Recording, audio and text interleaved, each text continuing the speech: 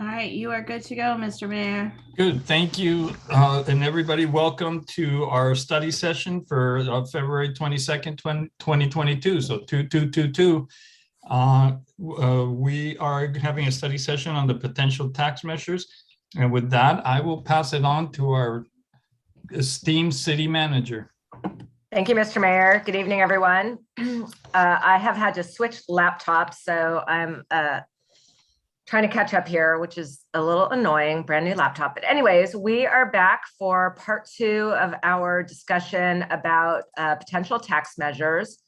And if you recall in the staff report, we talked a little bit about the distinction between general taxes and special tax. And that is really important to remember if we are going for a general tax, which is where you don't tell people what exactly you're going to spend the money on. Then you have to consolidate that tax measure election with a regularly scheduled general election of city council members. So that would be in 2022 or 2024. If we tell people exactly how we're going to spend their money, then we require, and general tax is a 50% plus one tax. Special tax requires a 2/3 vote, and that is where you tell people exactly how you're going to spend the money. You can go on any ballot, does not have to be consolidated with a council election, but we do need a 2/3 vote. So that's just to let you know if we wanted to go for, we have a couple of different taxes mentioned in the staff report. A business license tax is a general tax. So if the council decides you want to move forward at some point with that tax increase, and change to the structure, that would go either in 2022 or 24 or 26, et cetera. If you are more interested in a parcel tax, that would be a special tax, and that could go on any ballot. So as I mentioned, this is part 2 of our tax measure discussion. We did the last one back in September. And that was because we were thinking about putting something potentially on the November 2022 ballot. And during that study session, the council directed staff to explore a few of the options discussed and provide additional information. And we focused particularly on the business license tax, which has been floating around for a while, a cannabis tax, and we have new information about how that might work. And our friends from HDL will go through that. And then I believe it was Councilmember Beach told us all about Measure HH, which is a city of East Palo Alto measure they did a few years ago. And it is a type of a parcel tax, and we have information in the staff report about that. And that would be used for specific purposes, such as addressing sea level rise to the Broadway grade separation project or some other big infrastructure project or other need in the city, and that would be a special tax. So our friends from HDL will go through the business license tax. And they have a presentation. I'll let Helen introduce them in just a moment. And then they'll talk about the cannabis retail delivery tax. When we did the cannabis discussions a few years ago and talked about allowing it and changed our ordinances back in February of 2021, one of the potential applicants to have one of the 4 warehouses in Burlingame to deliver cannabis from said that it could bring in approximately $1 million in revenue. And we thought at that point that we would have to do it as a separate tax. And that is not the case. So our HDL consultants will let us know how that works, that it just actually gets folded into the business license ordinance, which helps. We don't need to do that as a separate tax.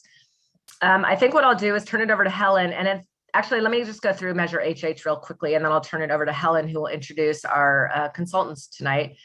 So East Palo Alto, this was something I wasn't familiar with until Councilmember Beach raised it. Back in 2018, in November, the residents of East Palo Alto voted in favor of Measure HH. And this is a parcel tax. Normally, when we think about parcel taxes, we think about how the school district does it, where they levy a tax on all parcels. And it's X amount of money, $200, $250, $300, what have you. Measure HH is a little bit unique structure, at least in my experience. And this is a tax on commercial office space of 25,000 square feet or more at the rate of $2.50 per square foot. So there's nothing magical about those numbers. If the council is interested in a parcel tax of this type of structure, you could direct us to do more work, and it could be, you know, the minimum amount of space could be 25,000 or something else. The rate could be $2.50 per square foot or something else. For East Palo Alto, they're estimating that that would raise just under $1.7 million annually. They're using that money for housing and career programs. For us, it could be sea level rise or Broadway grade separation or anything else. It would be a 2/3 measure. When we looked into the sea level rise work, and actually this came up during that September study session, Councilmember Coulson mentioned that One Shoreline is doing a lot of work on sea level rise, which we all know, and that there may be some kind of a regional measure. So perhaps that's not the best way for us to go about doing some kind of a tax, maybe not the best target for the funds, but we could use this type of a structure to help raise money for the Broadway grade separation, which we all know is more than $300 million, a little pricey. There are other infrastructure projects that we need to do at some point in the future. So this could be a funding structure for that if the council is more interested. This is one where if you do find this to be of interest, we'd need to do a lot more analysis of how it would work and what we would raise. And so we asked for some direction on all of that this evening, if it's something that a majority of you are interested in. With that, I'm going to ask Helen to introduce our consultants, and then they will give us a presentation. Thank you. Great. Good evening, Mayor and Council member. For past few months, I have worked with the HDL consultant to conduct this study for our current business license structure and the review of business license ordinance. And then tonight we're here to present the result for you tonight. The goal for this project is want to create a simplified, fair, and equitable tax structure for all businesses. At the same time, we want to streamline the process and increase the revenue for the city. Tonight we have Josh Davis, the director for the professional service for the HDL company, and also Eric Meyer, and then he's the business license specialist. And then Josh Goggins is analyst for business license as well. So without further ado, I will pass the floor to HDL team. Thank you. Thank you, Director Scott, and we're grateful. Can you hear me okay? Is it okay? We're grateful to have the opportunity to present to you tonight. If you'll bear with me for a moment, I'm going to go ahead and share my screen and bring up the presentation.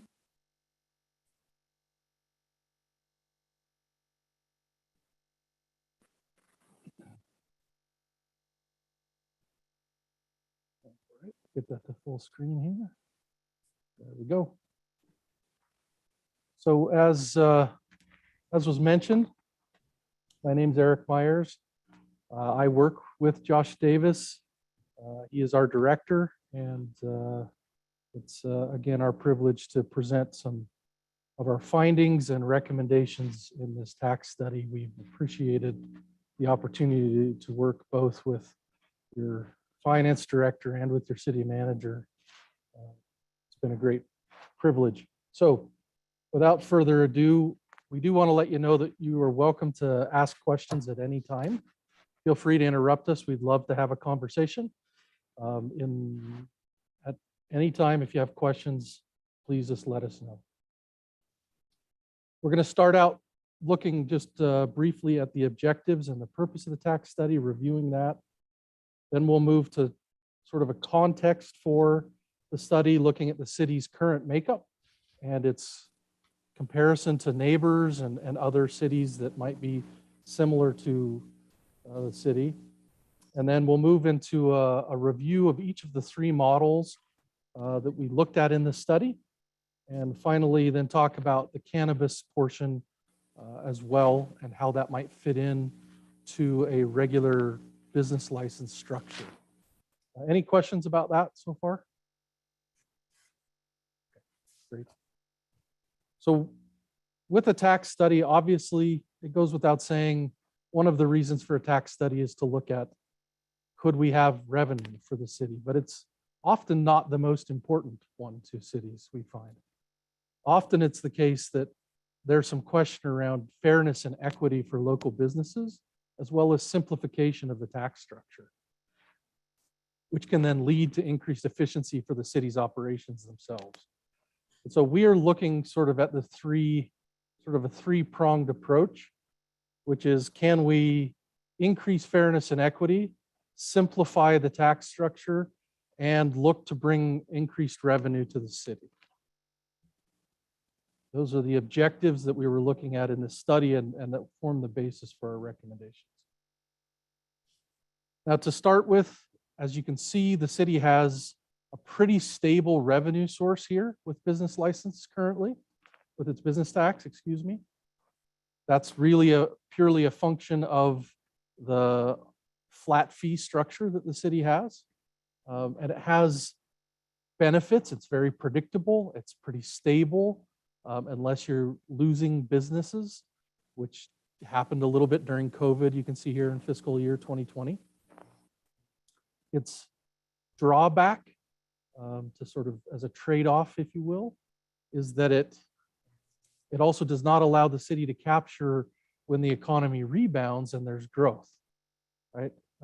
Because it's not really pegged to growth in the economy, but just number of businesses. So if you had fewer businesses that were more profitable, then a flat fee has trouble sort of capturing some of that revenue. I will say that's what we've seen happen during the pandemic, is that we saw a little bit of the sort of winner take all. Larger companies were able to actually grow, and smaller companies often suffered during the pandemic a little bit disproportionately. But the overall impact was much lower than I think a lot of us thought it was going to be fiscally starting out. Primarily, again, in these sectors because there was growth or maintenance, not growth, but maintenance by consolidation of the number of businesses. So the next thing we like to do, in addition to sort of looking at what has the city historically done, is to take a look at those in your neighborhood, so to speak, those that are either like you or geographically near you, and get a sense for, is there room to grow fiscally? And the short answer to that is yes, there is. The city right now has a number of neighboring cities that are capturing significantly more revenue, and therefore able to turn that into local services and support for the local services and initiatives around the city. For example, Menlo Park, a little bit larger of a city, fewer number of businesses, has sort of a mixed flat fee and gross receipts structure, almost 2.3 million in estimated revenue. You can see Foster City, which is, again, just a little bit smaller, quite a bit fewer businesses, 1.76 roughly in estimated revenue coming from the gross receipt structure there. Any questions about this comparison? Okay. Then I will, I think, move us to, there we go. So another thing that is useful to look at is how is the current structure, how's the current economy structured within the city? So we have, the city of Burlingame is quite interesting, and unique is a word that gets overused, but it's pretty rare to have such a large set of outside contractors that make up such a large proportion of your economy. So we noticed that as we were doing our analysis. And you can see here that you've got a large service sector, which is not uncommon anymore. In addition to having quite a few contractors, you've got, I think, a very important sector in administration, research, and development. And then currently also a significant general commerce and retail. But your key sectors are the three largest sectors: service, professional, and contractors. Okay, now we took a look, kind of having a sense now that the city had room to grow, it looks to us, that the economy is probably sufficient to support more growth in terms of the revenue by modernizing the tax structure, as well as by looking into the fairness and equity. And the reason I say that is flat taxes tend to be regressive in their tax structure, their impacts. If a business is making $10,000 and has to pay $100, that's a higher percentage of its income, as it were, its gross receipts, than if they're making $100,000 and pay $100. And so while flat taxes have the advantage of being very simple to administer, they're very predictable, which is definitely an advantage. Everybody knows what they're going to pay. There's really no calculation issues. It doesn't really help with equitability because, again, unless they are very, very low flat taxes, there tends to be a burden on the smaller businesses rather than the mid to large size businesses who can bear some of that fair share. Yes, is there a question? Oh, no. Yes. Well, I was just gonna, this is Michael Brownring. I apologize on video right now, but I was just the bill term in this case. Obviously, when we're talking about personal income tax and the notion of equity, I think that's a very deeply held belief. You know, when it comes to business, a fair share. Michael, you're breaking up. Take So point.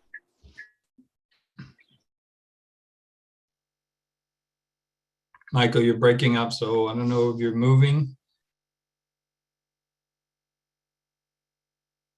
But let's just move ahead and then he'll connect with us Apologize, later. Ricardo. I Okay. agreed.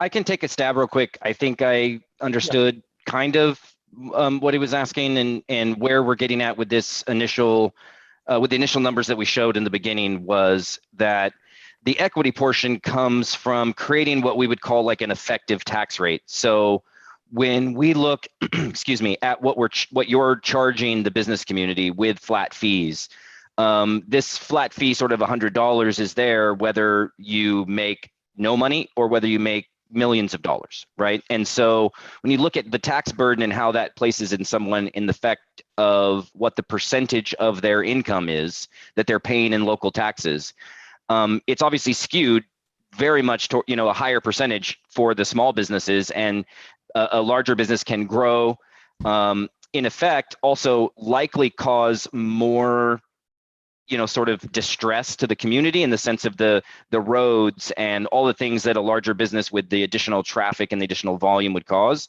that they're effectively not offsetting or increasing. So when we look at even just this option, for an example, on this page of just a simple increase to your existing fees, that can accomplish the revenue goal where you'll see you can get, okay, we can get another 20 to 40% of revenue, but it doesn't necessarily offset the inequities that's there from the sense of a flat tax. So I'm not 100% sure that's where he's going, but I thought I'd just kind of provide some commentary there on why we're drawing that distinction here early on. No, I think it's too bad he can't, because I think he was actually clear on that concept, and he was his question was beyond that, but hopefully he'll get somewhere we can hear him and he can ask his question. Perfect. Okay. Well, we're happy to go back and be interrupted at any time, so let us know. So as Josh just mentioned, one simple model, the first model out of the gate, is just increase the flat tax. It will get you towards the revenue. It could get you to capture more of the potential revenue that's in the economy within your city for local services. It maintains a simple model. It has the advantage of being easy to administer, right? It's just a flat tax, but the higher you increase the flat tax, the more we create this disparity in the effective tax rates, right? So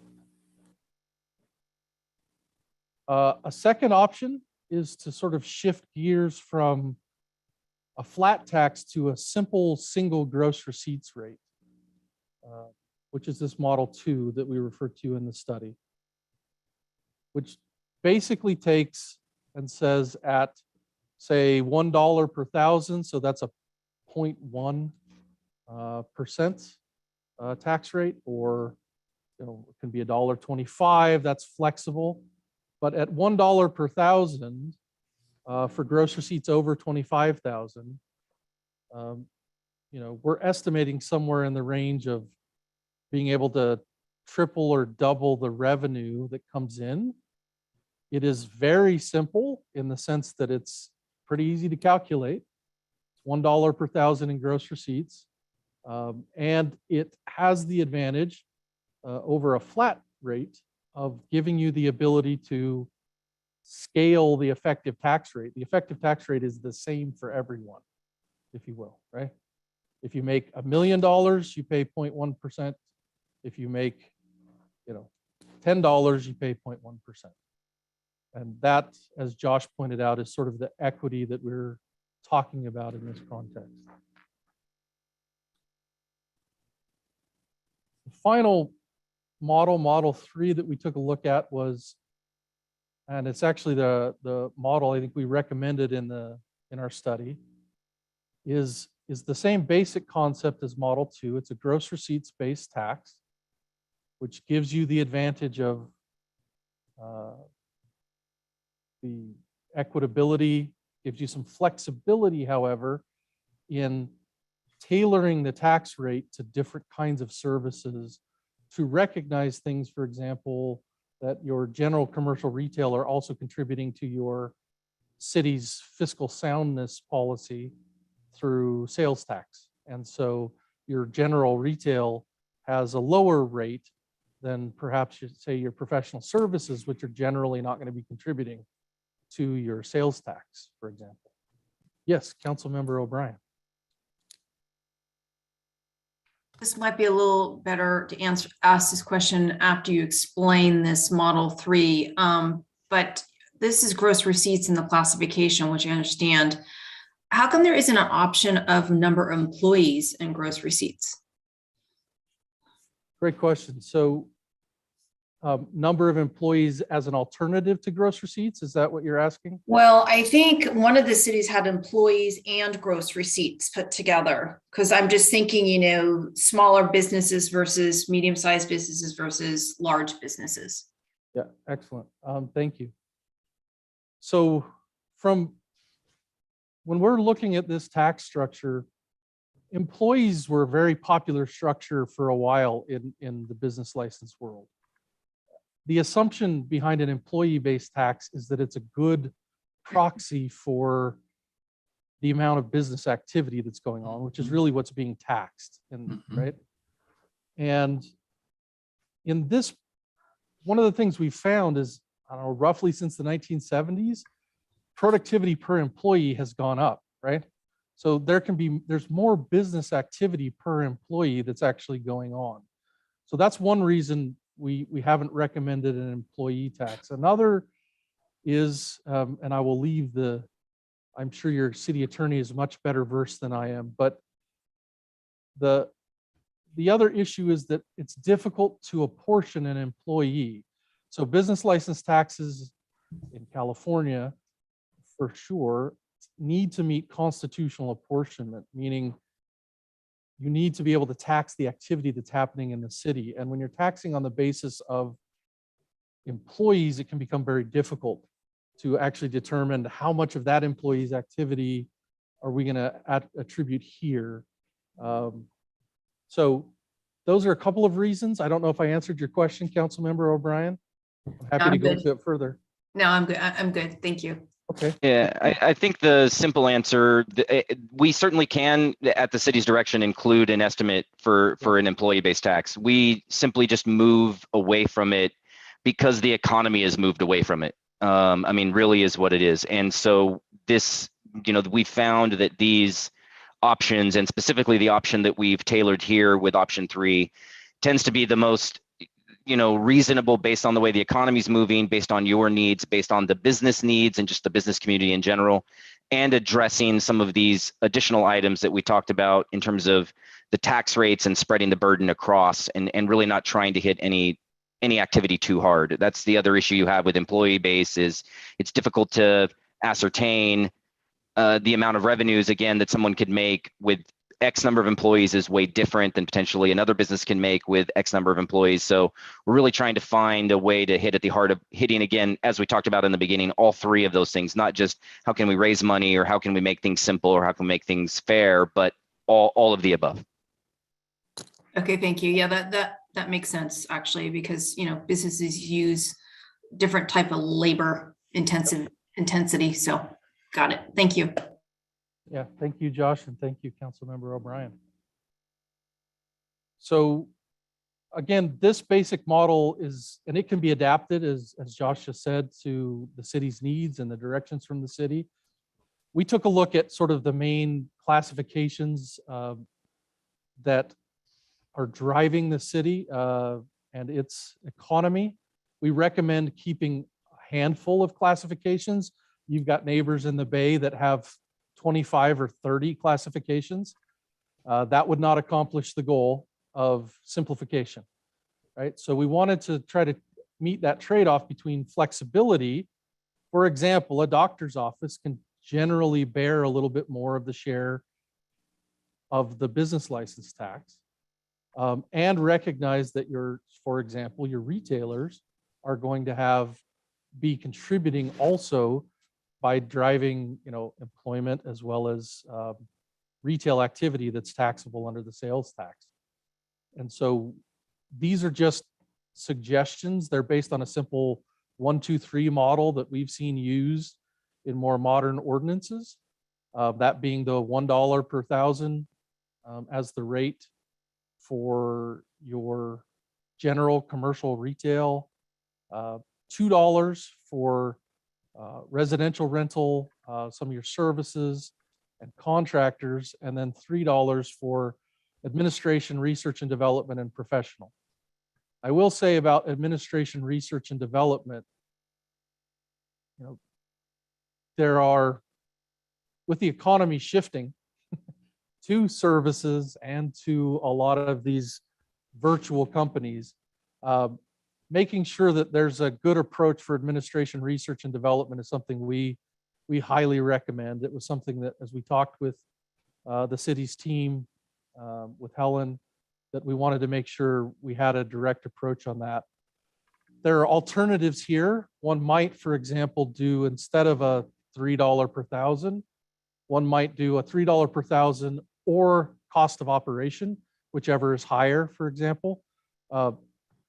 Some cities have adopted that kind of structure. LA, most notably, is one that has done that in order to avoid making it difficult to figure out what the gross receipts might be for a purely administrative office. So I just wanted to add that in briefly. Any further questions about this model?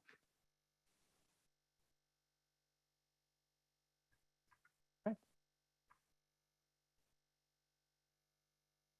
Let's turn then to cannabis. I think beyond the revenue figures, which we kind of talked with we have a team that does cannabis work around the state. We talked with them about the potential for delivery and retail service in the area. I think our numbers here are conservative by design. But I think what we really would like to touch on and maybe share is the fact that, particularly when it comes to the revenue side of cannabis, this can be easily folded into the business license tax. In effect, a cannabis tax, while it could be a separate tax, right, is really an excise tax like a business license tax. It's a general tax, and it can be folded into one of it could become the 6th structure or classification, or simply be classified within one of the other structures. And I'd like to turn a little bit of time over to Josh Davis to kind of talk about how you might look at the structure of how to fold cannabis in.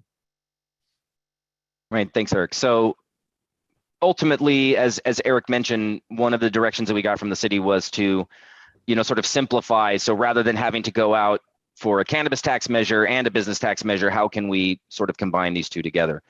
And our goal, again, similarly, as we develop these classifications and the rate structures, were to create the possibility for ease of that model approach. So as Eric mentioned before, we have a retail category, a service, a professional, a property rental. We would simply add the additional categories that you wanted to capture, such as the retail delivery or manufacturing or even retail sales, if that's ultimately something that you adopt. You can build these tax classifications in with the rates that are reasonable and defined by you. And still have them potentially not allowed in the city, or parts or pieces of them. So we can do the tax piece separate from the regulatory piece. Many cities tend to try to tackle both at the same time, but it's not necessary, at this juncture. Can I ask, can you guys hear me better now that I'm Yes. on Yes, cell sir. phone? Okay, thanks. Sorry about the earlier bad connection. So I have a quick technical question. The advice that we could fold this into a business license model rather than a standalone, is that presuming that we change our business license structure? In other words, can we do that even if we keep the business license as it is now, flat at $100? Well, sure, absolutely. I mean, any cannabis business that's operating in the city now or that does tomorrow, if you don't change the business tax code, would be subject to the existing ordinance, and they would just pay the $100 just like everybody else. No, but I don't want them to. So I do see a strong distinction. We'll have to, I hope we have time for this discussion, between the businesses that exist and the cannabis industry. So what I'm trying to figure out is if we have to change our overall entire business tax structure to accommodate cannabis in the way you want to, because the other way does work, as I understand it. Correct. Yeah, you don't have to include the businesses. You could simply do a ballot measure for only a change to the business license to include a cannabis tax. So that is possible. The business license could maintain the same, but a ballot measure would still be necessary to do the cannabis tax portion. And you could leave the business license unchanged. Okay. That's my question. Thank you very much. Of course. Thank you. And ultimately, either of those opportunities are available. We think that obviously by doing this, keeping with the target of the city's existing sort of 4 authorized, that again, the revenues coming from that classification would be between $300,000 and $500,000 per year. So if you add that, if you did that separately, it would only be the $300,000 to $500,000. If you did that in conjunction with the business tax and did some of these other categories, then this would just get added to one of those tables in addition to the revenue we're forecasting from the general business activity.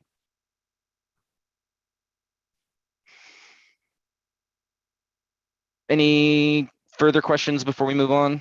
No, let's move on. Okay. I want to make sure we have time at the end for comments. Right. Okay. Thank you, Josh. So our recommendation coming from this study is for the city to consider adopting a gross receipts tax structure similar to the Model 3 that gives you some flexibility. It gives you what we think is the fairness that we've talked about in terms of the effective tax rates for your smaller businesses, in addition to giving you some good opportunity for revenue increase to fund your local services. And so that's the recommendation that we have coming out of this. But of course, again, as Josh has mentioned, and I'll reiterate, we stand ready to follow the direction of council. We're here as your consultants to help make sure that we give you what you need. Josh, you wanted to add something? Yeah, let me just make sure to add on that the recommendation for this Model 3 is really 2-tiered. The first is the primary part of our recommendation is to recommend the structure in which the tax should be done. And the reason why we have the classification-based rates is because the city is not allowed to tax net income. So you can't sort of create probably what would be trying to be a more equitable piece. And so the classification-based rates are an attempt to sort of balance that by understanding that, for an example, you may have a grocery store in town that generates, you know, significant revenues, but the margins on grocery stores are very small. They're 3 to 5%. It's not it. So you don't want to potentially stick them with the same, again, a flat tax, or if everybody's paying the same, it's not taking that into consideration. So that's the first issue, is we think classification-based rates are the best way from a structure. The second consideration is the actual amounts, right, that you're assessing to those tiers and schedules. That $1 to $3 range that we're saying is pretty normal. It's standard for pretty much every city now that's going and modernizing their codes and doing things. But it's not necessarily something that we're stuck on or saying you really have to do. These rates can be adjusted down to pennies instead of dollars, right, on the thousands.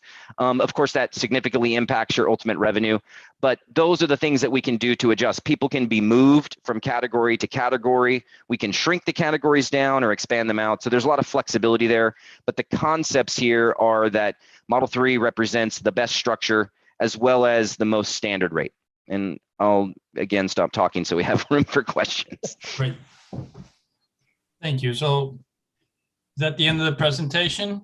Yes, it is, Mayor. Very good. Thank you so much, gentlemen. That was very enlightening. And with that, I'll open it to my colleagues for any questions. Councilmember Beach.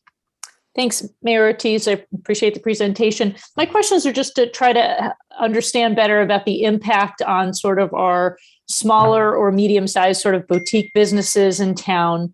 You know, we got an email over the weekend about, you know, a merchant that would go from basically $100 business tax to probably $4,000 just in one cycle. And that's, you know, that's an impact on a small business. So is there ever a recommendation where cities phase this stuff in? We've been so low for so long, like we're in this interesting position where this would be a significant change.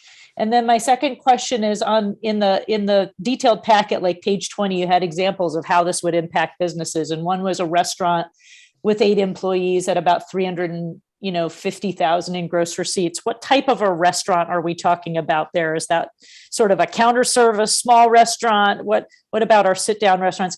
I'm trying to understand how this affects some of our more common businesses and boutique retailers in town. Absolutely. Thank you for the question, Councilmember Beach. Let me start with the question about the restaurants, if I may, and then we'll come back to the phase-in question if that works for you. So the 350,000 is a model that we use. It might be a smaller restaurant, but frankly, within the city of Burlingame, it would be a limited service restaurant. Right? That would be the kind of restaurant that would probably fall in around the $350,000 range. It's possible it could be a more, you know, white linen tablecloth restaurant, full service restaurant that just started, for example. But generally speaking, overall in your economy, it would be a limited service restaurant. Right? So, and I think one of the interesting things to note, and I'm really glad you brought it up, is this. There would be a jump from $100 to paying more for those who make significantly more. You'd have to make more than 100,000 just on the math, right? But I think in addition, there would be those who would they'd be charged less under this structure, right? Your smaller businesses would be charged less. And so that makes the question of a phase-in a little bit tricky, right? The short answer is yes, you can always choose to phase it in. It's absolutely possible to do. And if that's, you know, the direction the council would give, you know, that's something we can absolutely help the team look at. Okay, I'm going to move on, guys. Okay. Councilmember Beach, were you done with your questions? Thank you, Come Mr. on, Mayor. great, thank you.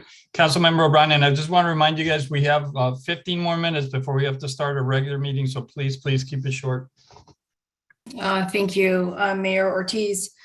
I do think we need to see an increase in the business license. I mean, when you look at, Burlingame being toward the top of the list in the number of businesses and then being second to last in the revenue received, we definitely need to restructure.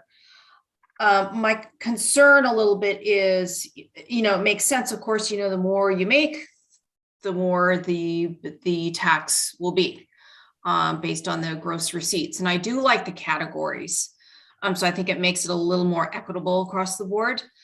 My concern though, however, is, how do we tweak these numbers a bit? Because, we're going from the bottom of the pack. And then if you're looking at option 3 and you're looking at a revenue of 5.2 million, then we're like way up at the top.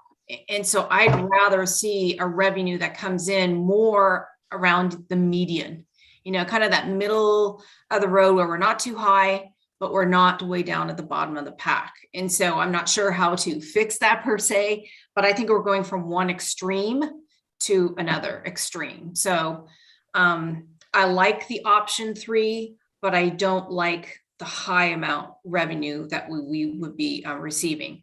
And my final question actually is to our finance director, and I should know the answer to this, but in regards to the sales tax, so we have what, 9.62% or 9.63%? Yeah. Does all that come to Burlingame, or is that divvied up to it's divvied up to the state, the county, and schools, just like property tax, correct?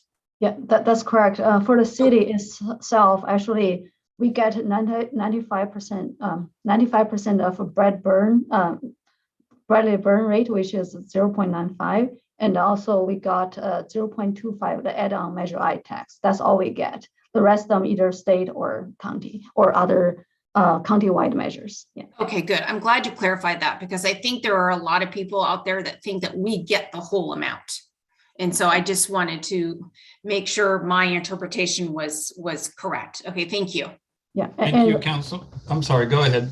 Sorry, one more add-on, just say this tax actually is paid by the consumer rather than the business, right? They collect the tax and yeah. So. Thank you for that, Director, and thank you for the question to Councilmember O'Brien. Appreciate that one. Councilmember Colson. Thank you, Mayor Ortiz. So 3 quick questions. One, if whatever structure we decide, will we have polling? Because obviously this is a council decision to put it on the ballot, but if the voters aren't going to go along with it, it's really a problem. So how does that work? If you want to go forward and explore this more, we would do what we did when we did our sales tax increase. We would hire a professional polling firm. We would hire a consultant to help us figure out our information activities. And then, so the city can fund the polling, the city can fund the information, public outreach kinds of activities. If the council then says, yes, it's going on the ballot, once you put it on the ballot, then all the city dollars come out, and that becomes a campaign that's handled by folks who are not paid city employees. Okay. No, go ahead. Okay, I was going to say, so let me just, do we need to open to open it to the public? Sorry, one more comment. Well, and so what I was going to suggest, Councilmember Colson, if it's a comment, that we could wait till after the public comment to do the comments. But if you have a question, Sure. a clarification No, that's question. fine. I can. Very wait. good. So let's go ahead and open it to members of the public, and then we'll go back to council members for final comment. Sure, we got an email in from John Kavradian. He says, dear Mr. Mayor, Vice Mayor, and council members, as a small business owner, I am only supporting option 1, model 1 for the business license reform. I do not support any other option and will oppose any kind of financial implication to any and all businesses in Burlingame. I've spoken to several dozens residents over the weekend, and they are very supportive of the businesses and will oppose any initiative that will be placed on the ballot. If this business license tax reform is placed on the ballot, the business community will oppose and vigorously challenge it. The city council has other options to consider for raising revenue for capital expenditures. One option would be to place a city transfer tax on sale of residential and commercial real estate. A $5 charge per $1,000 would raise significant amount of revenue. The city of San Mateo implements this amount and raises millions of dollars per year. Hundreds of millions of dollars in real estate are sold every year in Burlingame. As a business owner, I know the challenges businesses face every day. I would encourage the city council not to proceed looking into taxing businesses in Burlingame. Burlingame businesses generate millions of dollars in sales tax revenue. And then I don't see anyone with their hand up. If I may, Mayor Ortiz, Yes, please. the real estate transfer tax is not an option available to general law cities. That's an option available to charter cities. San Mateo is a charter city. Burlingame is a general law city. We are limited to the real estate transfer tax that's in existence. We are not able to raise that. So that, I just wanted to clarify, is not something we can do. San Mateo also raises about 6.2 million on these taxes. We'd have to become a charter city first and then do that. It's not up to us, unfortunately. Very good. Okay, so We have one hand up now, Mr. please, Mayor. so let's call on that person. So Alex, you can now speak. Yeah, thank you. Can you guys hear me? Yes. My name is Alex Viceberg, and I own a company called All Industrial Electric Supply in Burlingame, along with multiple buildings in Burlingame. And I just kind of did, quick kind of napkin math.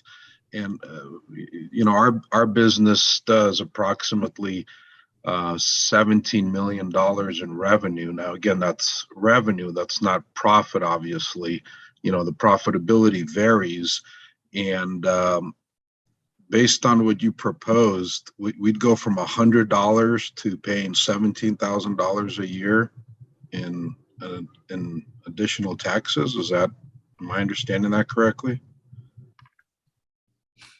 I don't know if somebody has a calculator handy and can confirm that, but Yes. Yes, that roughly would be the case. Yep. Well, that's a ridiculous increase, again, considering that this tax is not based on any kind of profitability.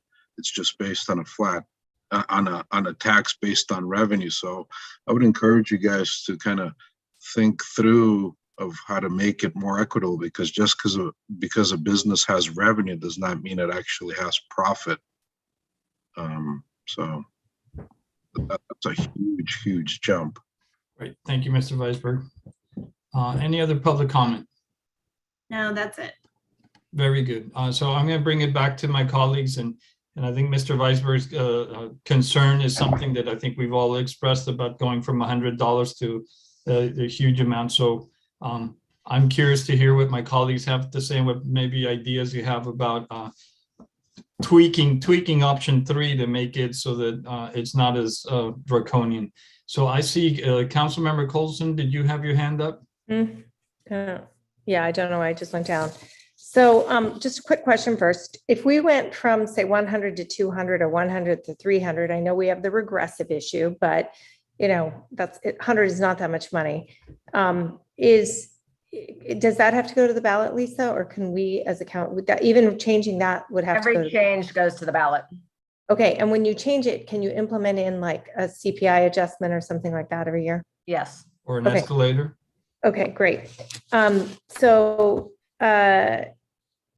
then the other thing I want to add is just that pre-COVID, we had a lot of revenue coming in from our TOT. Our TOT is one of the lowest, also very low compared to all the surrounding cities. I think we're at 12 and a lot of cities are at up to maybe even 16.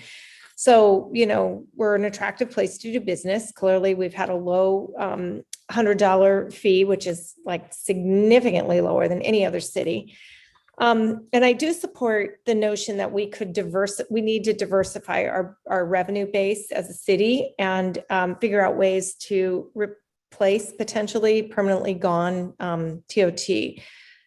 But we had been doing really well and we were doing a good job of saving a lot of money. So I would have a tendency to agree with Council Member OBrien that I'm open to having the conversation, but I really think Model 3 as it's structured is way too high. So I wouldn't support that. And I also think all these taxes are going to be passed through. So I have a concern, like to say, you know, oh, doctors' offices can absorb this.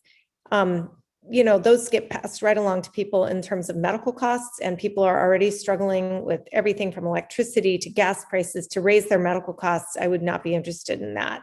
So I just really want to, if we do go to some structure like that, I really want to think about that, because I want to think about who the end user is. Thank you. Vice Mayor Brownrigg. Thank you, Mr. Mayor. I'll try to be brief. I've thought a lot about this, and I don't support raising the business tax, or if I do, just trivially. I don't believe we have an inequitable business tax. I believe we have a de minimis business tax. And for those cities that don't have, and I understand where we are very well on TOT, but I do think travel is going to come back. So a couple of years ago, 3 years ago, I did an estimate of gross fund per capita in all of the cities of San Mateo County. It was really fascinating.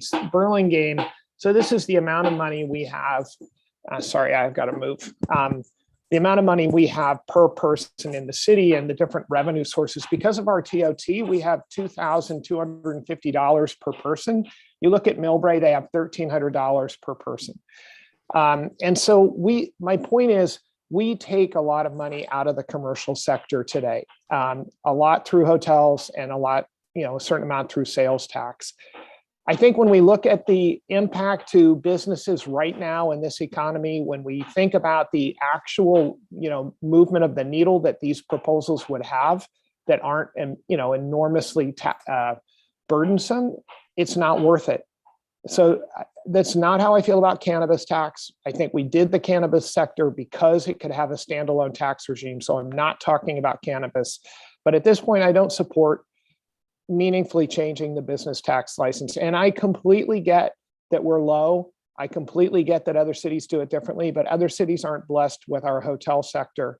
And I just think, therefore, we can afford to not take a bite out of the business sector right now, not to mention all of the contractors and different individual businesses that exist, and the nightmare of choosing winners and losers and who should have this tax and who should have that tax. I just don't, at this point, I don't support it. Thank you. Colleagues, any other colleagues want to comment? Councilmember Beach, please. Yeah, this is a tough one. Appreciate all the input. I wish we had time.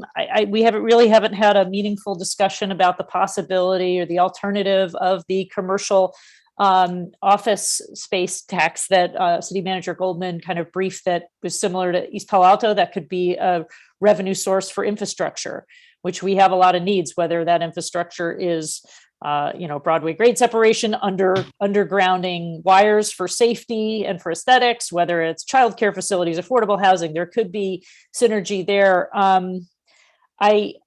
I think we need a more thorough discussion on this before we can weigh in. I am concerned about, I do think Councilmember Brownrigg's point about, is the change really worth it based on how much we'll generate, particularly if we're not comfortable at the levels of proposal 3, and we'll bring that down. Is the change really worth it? Although it just does seem on the surface like $100 a business. Wow, when we have some businesses that generate multiple millions of dollars or more.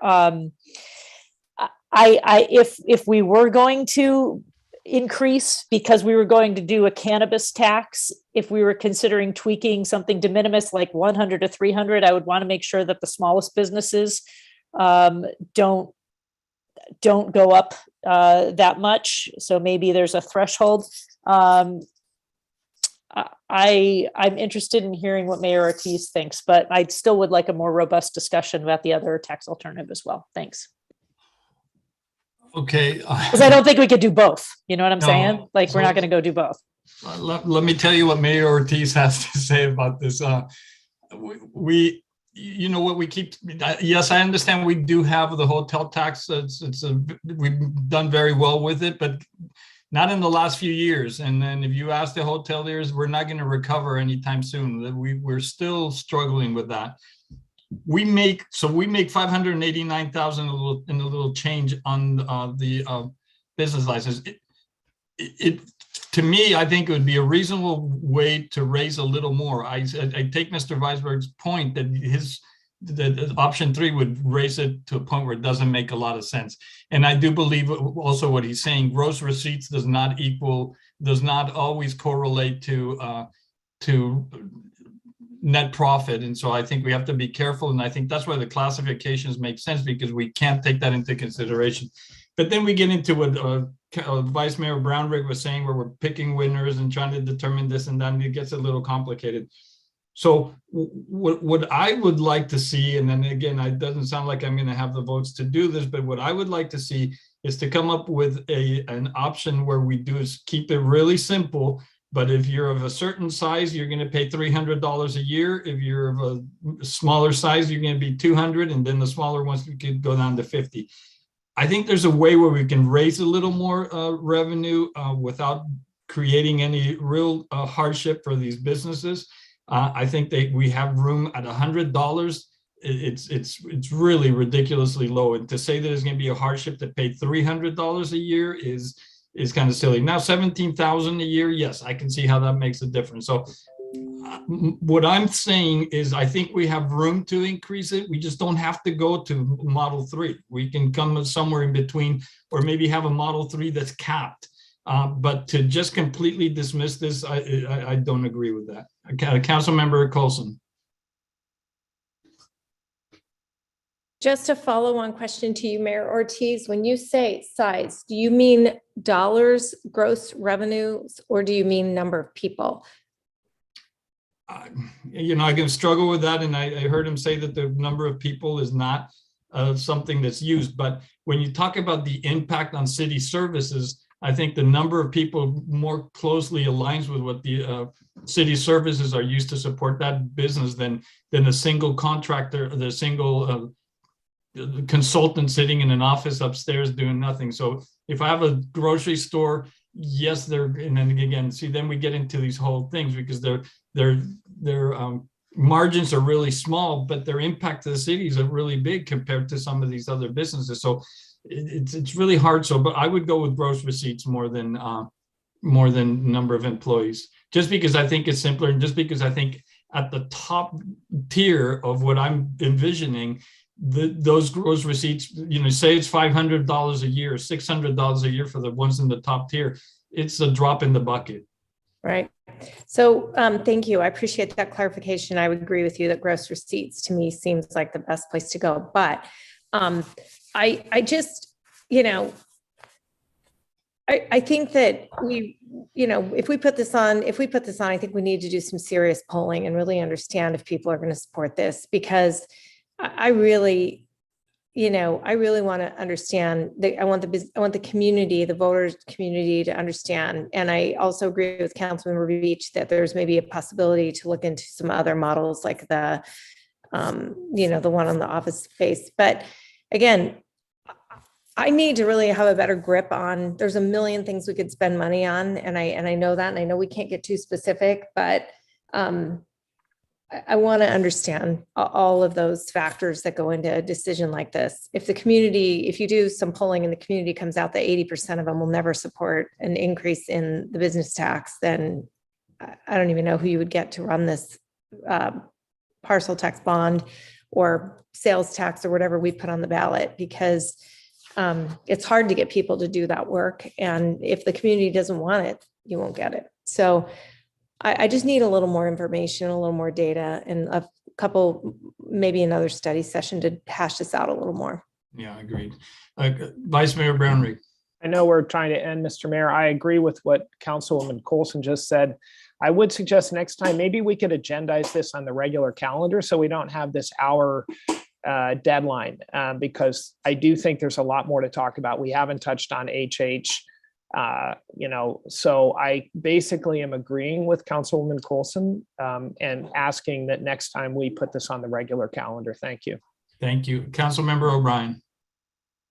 Yes, I would agree to have it on our calendar and be able to talk about it without this tight timeline here.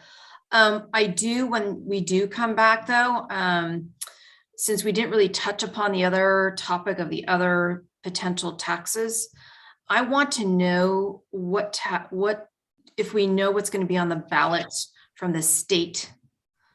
So I don't want people getting double taxed here. So I want to understand what is going to be on the ballot at all governmental levels, so we're well informed of what's being proposed.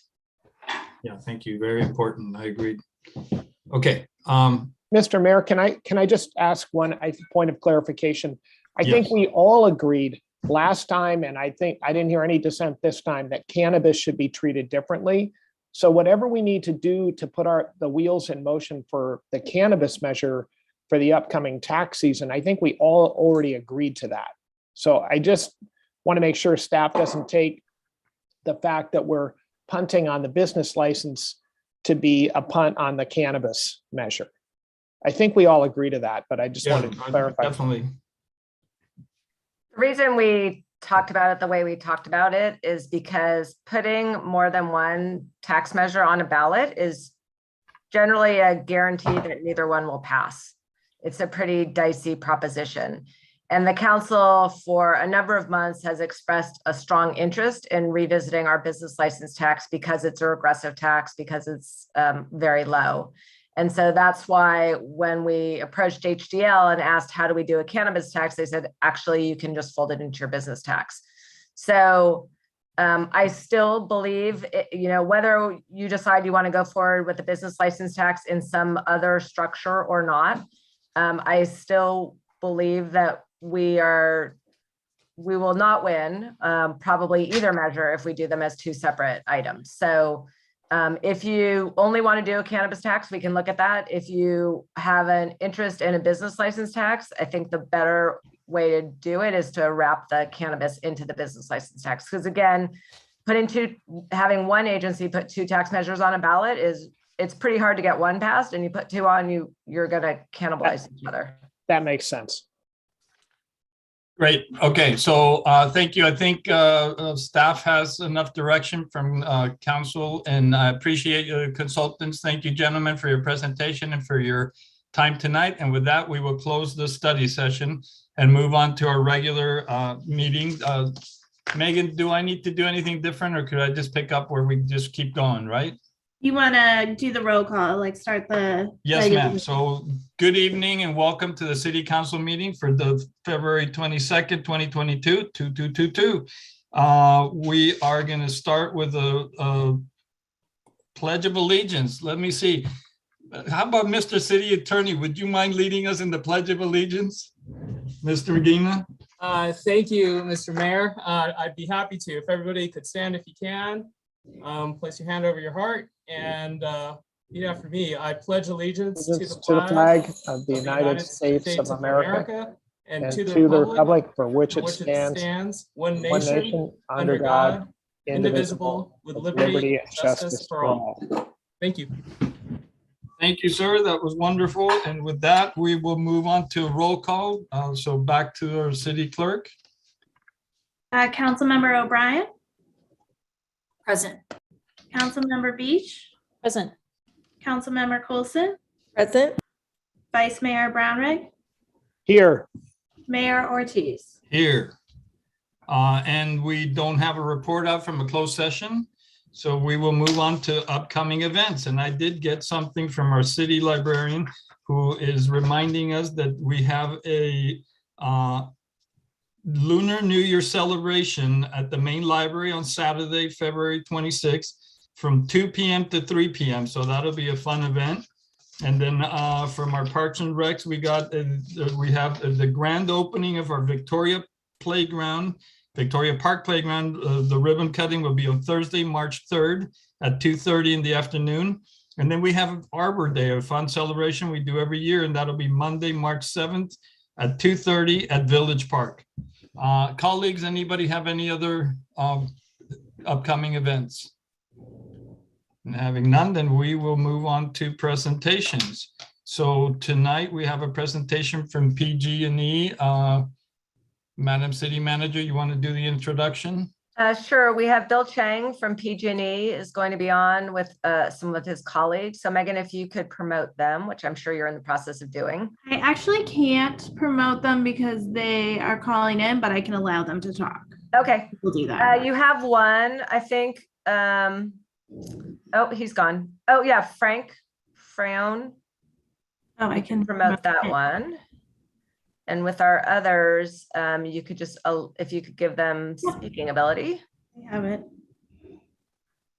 And so Hi, Bill, if you're there. This is Bill. Okay, great. So Bill Chang is, I'll let him introduce himself, but he's our contact. Whenever we have an issue, we call Bill. And there is a PowerPoint that they sent along as well. Yes, just a quick small slide deck. Hi, everyone. Mr. Mayor, council members, for the record, this is Bill Chang, your friendly neighborhood PG&E local government affairs representative. Thank you for the opportunity tonight to present to you some information that you have been interested in for a while. And with me tonight, let me introduce some of my colleagues, starting with Frank Salguero.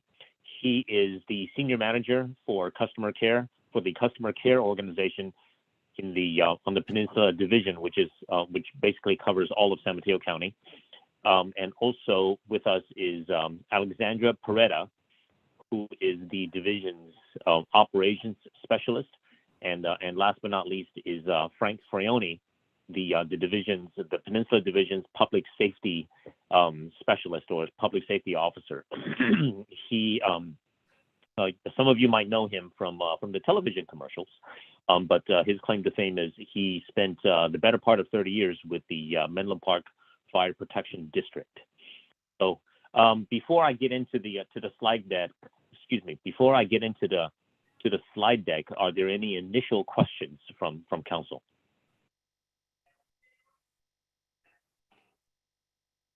Okay. You don't have any hands raised. No hands raised. Okay.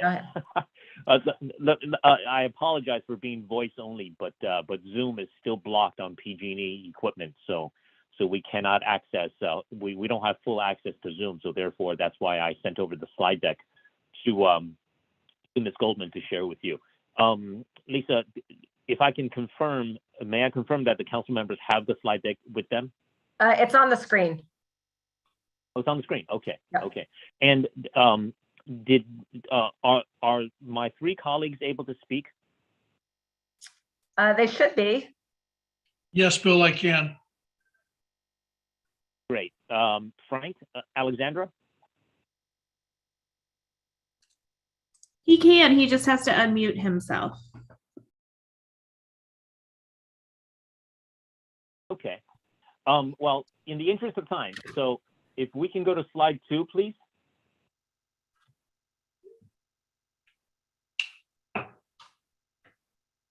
So, of course, PG&E's primary focus is to provide safe, reliable, and affordable services, electric and gas, and laying the foundation to meet our customers' future energy needs. What does that mean? That means as the Peninsula cities, Burlingame included, as all of our cities in the service territory start moving more towards all the electrification, the all electric notion or the all electric topic, PG&E is prepared to support that move. PG&E is on record as supporting the all electric option. However, that being said, PG&E being the regulated public utility for Northern California, we still have an obligation to serve those customers who would like gas service. But tonight, I believe the council is interested in focusing on the electric services for City of Burlingame. So we will cover how we manage that reliability. We'll also talk a little bit about the electric circuits that serve the City of Burlingame, and some recent outage histories and how PG&E will work this year to improve that reliability. So slide 3, please.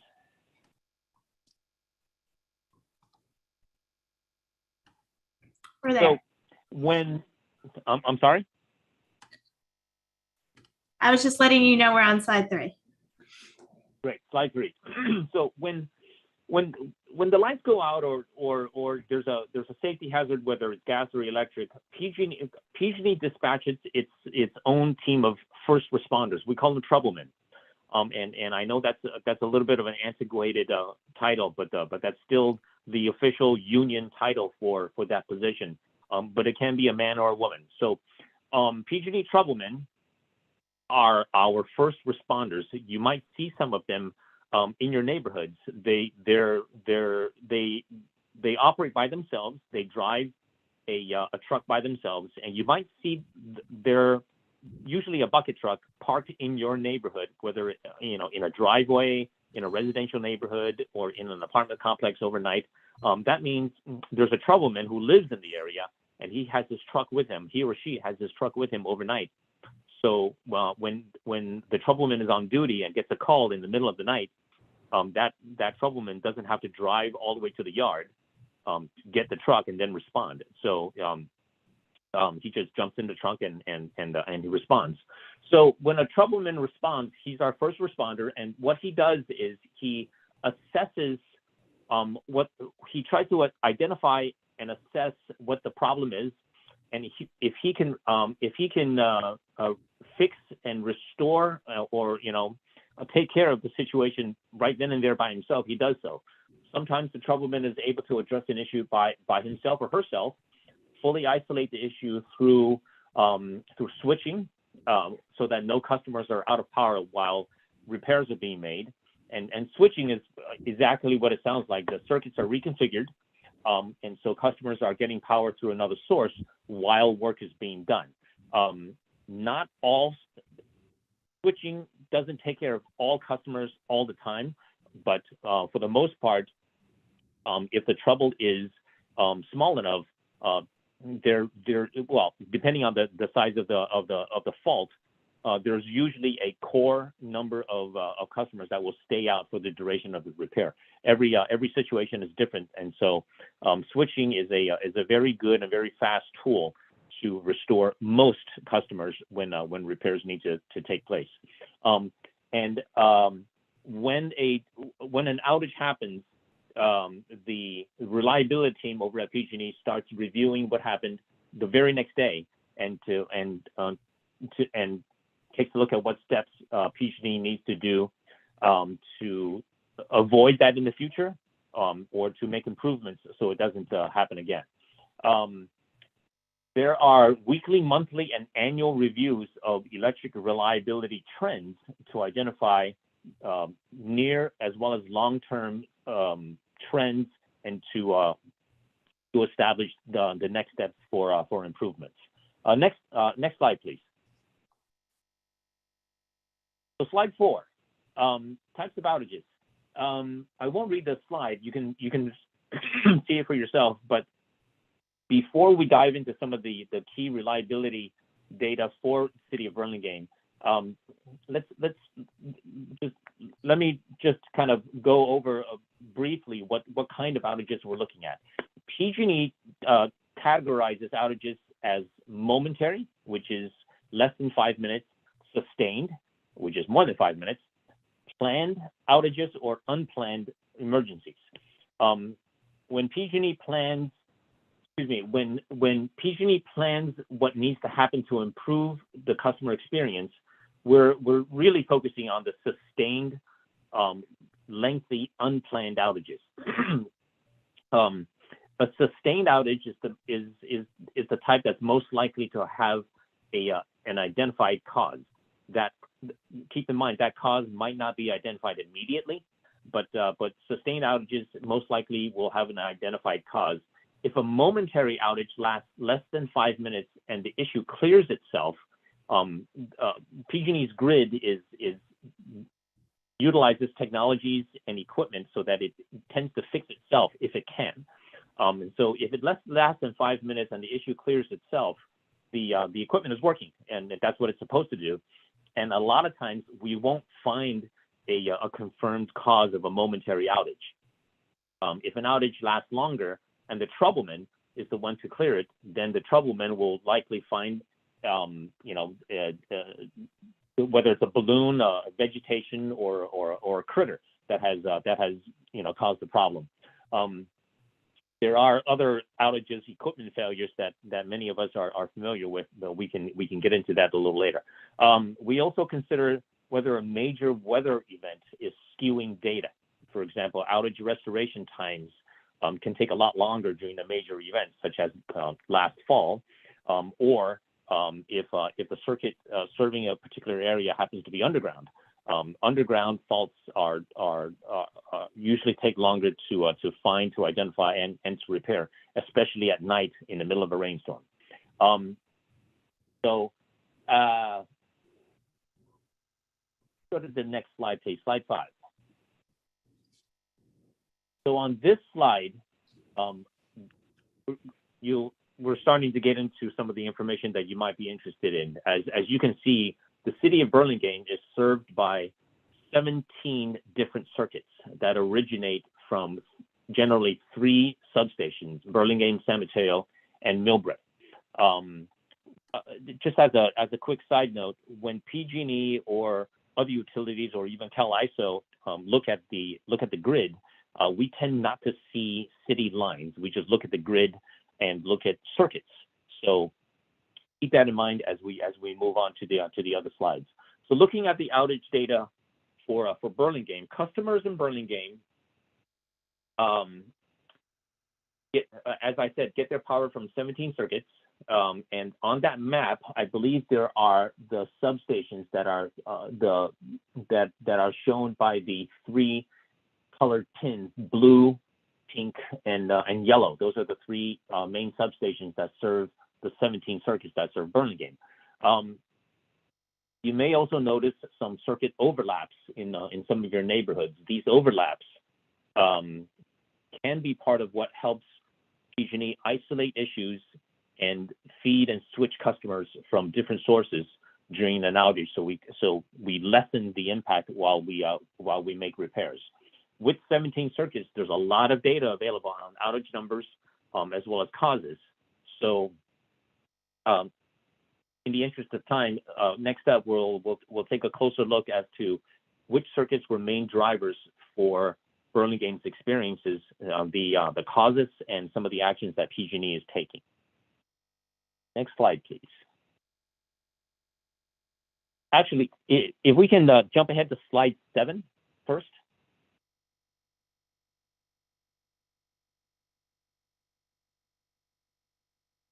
So on slide 7, you'll see some of the data that's been broken down by my electric colleagues regarding Burlingame's experiences in 2021 relative to the previous 3 years, 18, 19, and 20. One of the indicators that we use to determine to examine customer experiences is the average interruption frequency index, which shows the average number of outages per customer in a particular area. You can see that customers in Burlingame experienced an increase in the number of sustained unplanned outages in 2021 when compared to previous years. This is the perceived so-called reliability issue that you expressed, and the reason why you invited us here tonight. It's obvious and apparent that the so-called San Mateo 2102 circuit was the key driver for those outage spikes. Now let's go back to slide 6, please.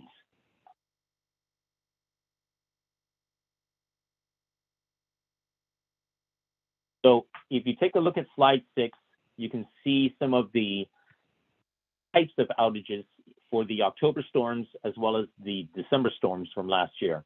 What the system-wide outage frequency index does not include is outages during major storms.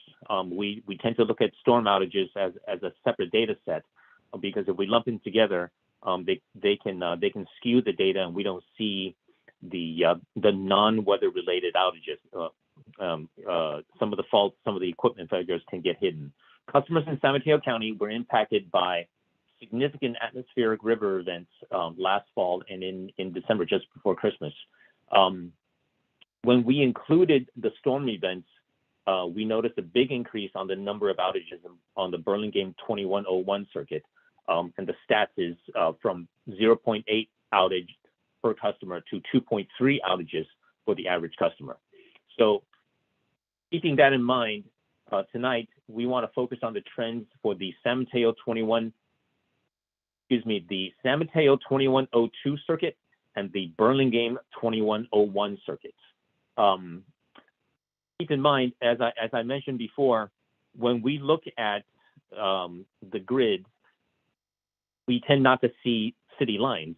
We just look at circuits. So if there are any specific questions about specific outages, I'd be happy to take specific locations. Addresses will help, and then I can follow up with you offline and get you more information on specific outages. So with that, let's go to slide 8, please.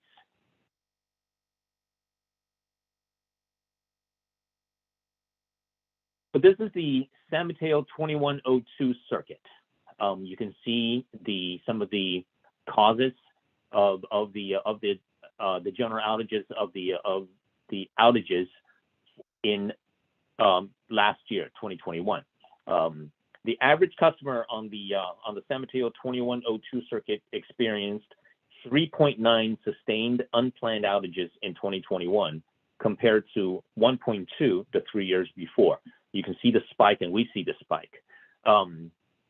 Notable driver for that change was an increase in equipment failure, specifically electric flashovers, and I'll get into what a flashover is in a little later. Excuse me. Other types of equipment failure included a wide variety of equipment, including fuses, overhead conductors or wires, reclosers, as well as underground transformers. One of the details is as California, or as Northern California went through that extended drought, that length of time without precipitation, without moisture or significant rain, dust, dirt, salt, and other stuff tend to accumulate on power lines and insulating equipment. And when the first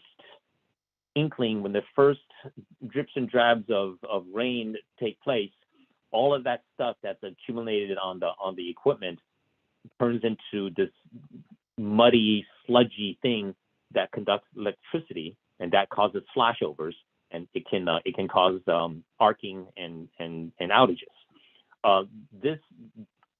That type of happenstance damages electrical equipment, and it can also start pole fires in some places. So to reduce that type of flashover event, PG&E plans to include the San Mateo 2102 in insulator washing, and the program the program is intended to reduce the risk of flashovers through high pressure washing of electric equipment just before the wet season.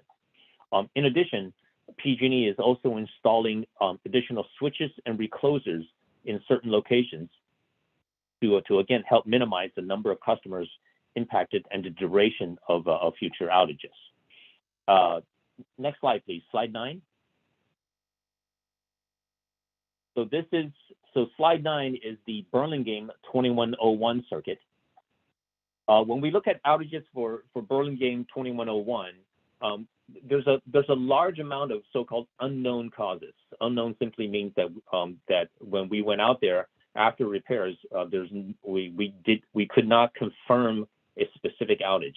But based on the damage and location, our responding troublemen suspect vegetation to be a big driver of the so-called unknown cause.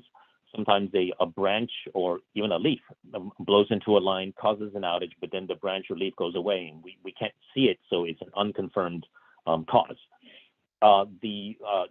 Just for council's information, the Burlingame 2101 originates at near Highway 101, follows along Adeline Drive before heading into the heavily wooded hills, the Burlingame Hills, and ends just before Highway 280.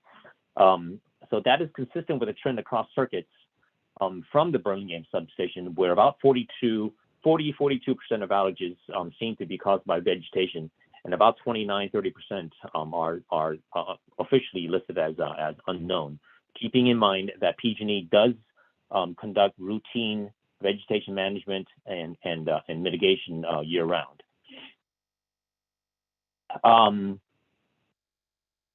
And we continue to work with city staff to, in terms of vegetation management, whether it's tree trimming or sometimes tree removals. So that's the quick slide deck.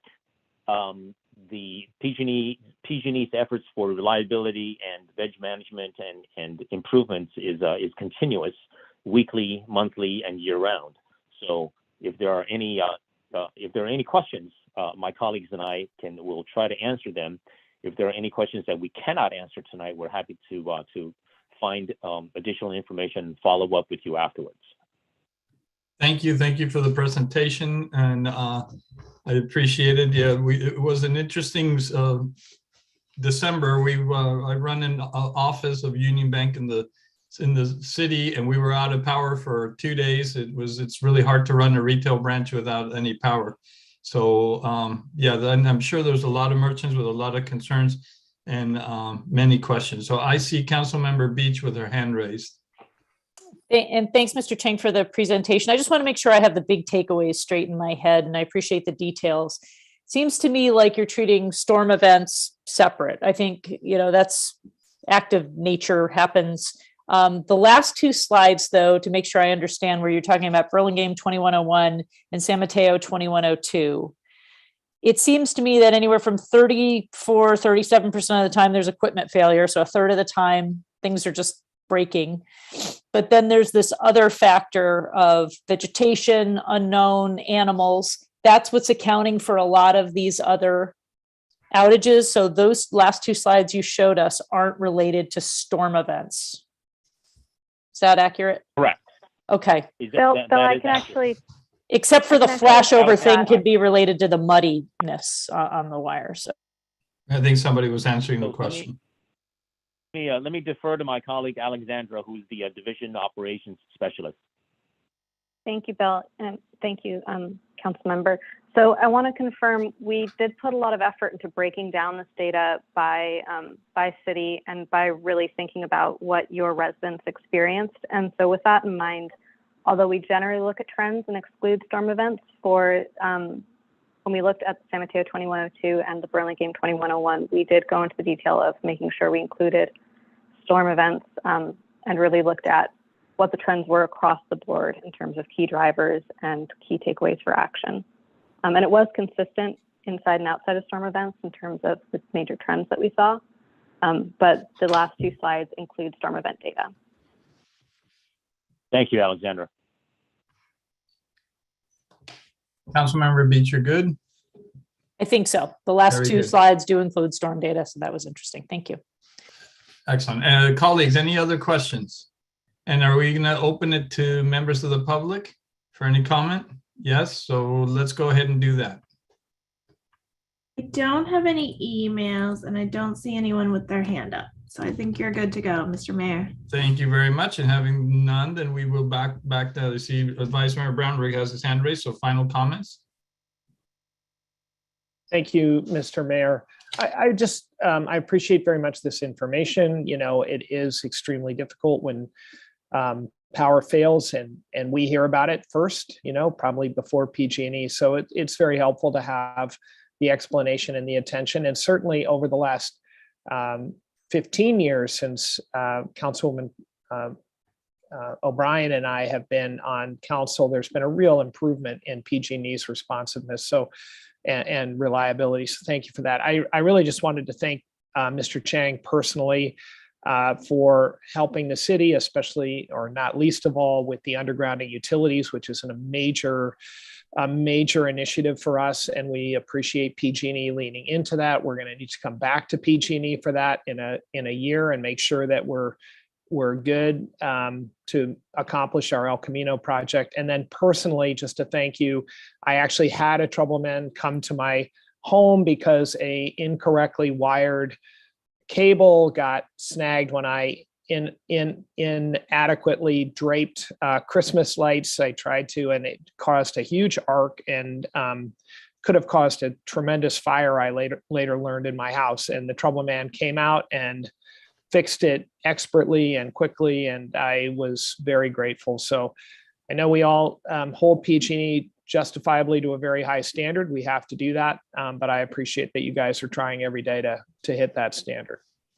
Thank you, Mr. Vice Mayor, and thanks for sharing. Now we know where the power outage came from. So right, we exactly. that. Yeah, my Christmas lights. Thank you.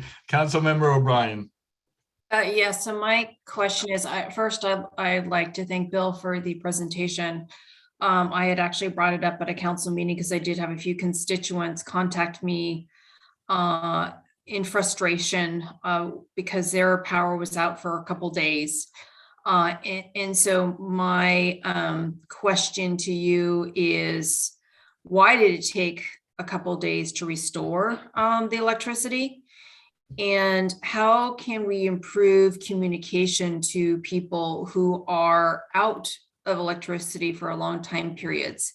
Because that was the other thing that was brought up is, they check in, the PG&E website to see, what area was out, but there really weren't many updates. So let me try to answer the second question first. PG&E is improving its communications abilities and starting to utilize emails and texting technologies to update customers. That being said, let me find out some details and come back to you, Councilwoman, to provide a place and a website so that your constituents can sign up for those. For planned outages, I know you didn't ask about planned outages, but for planned outages, PG&E is required to mail a written notification to customers for planned outages. But for unplanned outages, customers can sign up for texting, but they have to they have to actively sign up for it. We can't just start texting customers. I understand that they were signed up for it, and but they wouldn't hear for hours on end. And so that was one of the reasons why I would send emails to you. And you were very responsive. Right. But for the constituents, they didn't feel there was much responsiveness for long periods of time. So I'm just kind of throwing out there, futuristically, how can we improve that type of communication? These, many of these constituents that contacted me were already signed up. Yeah, and let me add one more thought to that, because the one thing that was really frustrating as trying to run a business with that going on is the estimates of the length of time that it took to fix were completely wrong, and we kept planning and having staff there when we really didn't. So that would be one thing that'd be better, that we could hear not only we're fixing it, but this is how long it's going to take, and having some realistic expectations. Yeah, thank you for that. Then at least people can plan a little bit better around that. In terms of the restoration times, that is a point of improvement that PG&E is focusing on. For statistical purposes, if I remember correctly, during the major atmospheric river event in October, San Mateo County, the peninsula, was the bullseye in California. That storm, that series of storms hit San Mateo County harder than any other portion of California. And if I remember correctly, at its peak, just San Mateo County alone had 44,000 individual addresses out of service. And so we responded as quickly and as safely as we could. But at one point, PG&E brought in about a dozen mutual aid crews from our sister utility in San Diego. So that was part of the reason why it took some time for full restoration. Thank you. I'm going to go to Councilmember Colson. Thank you very much, Mr. Mayor. Bill, thank you for always, being attentive to the city and to the council when we call. It's not always an easy partnership, but you personally do a really nice job.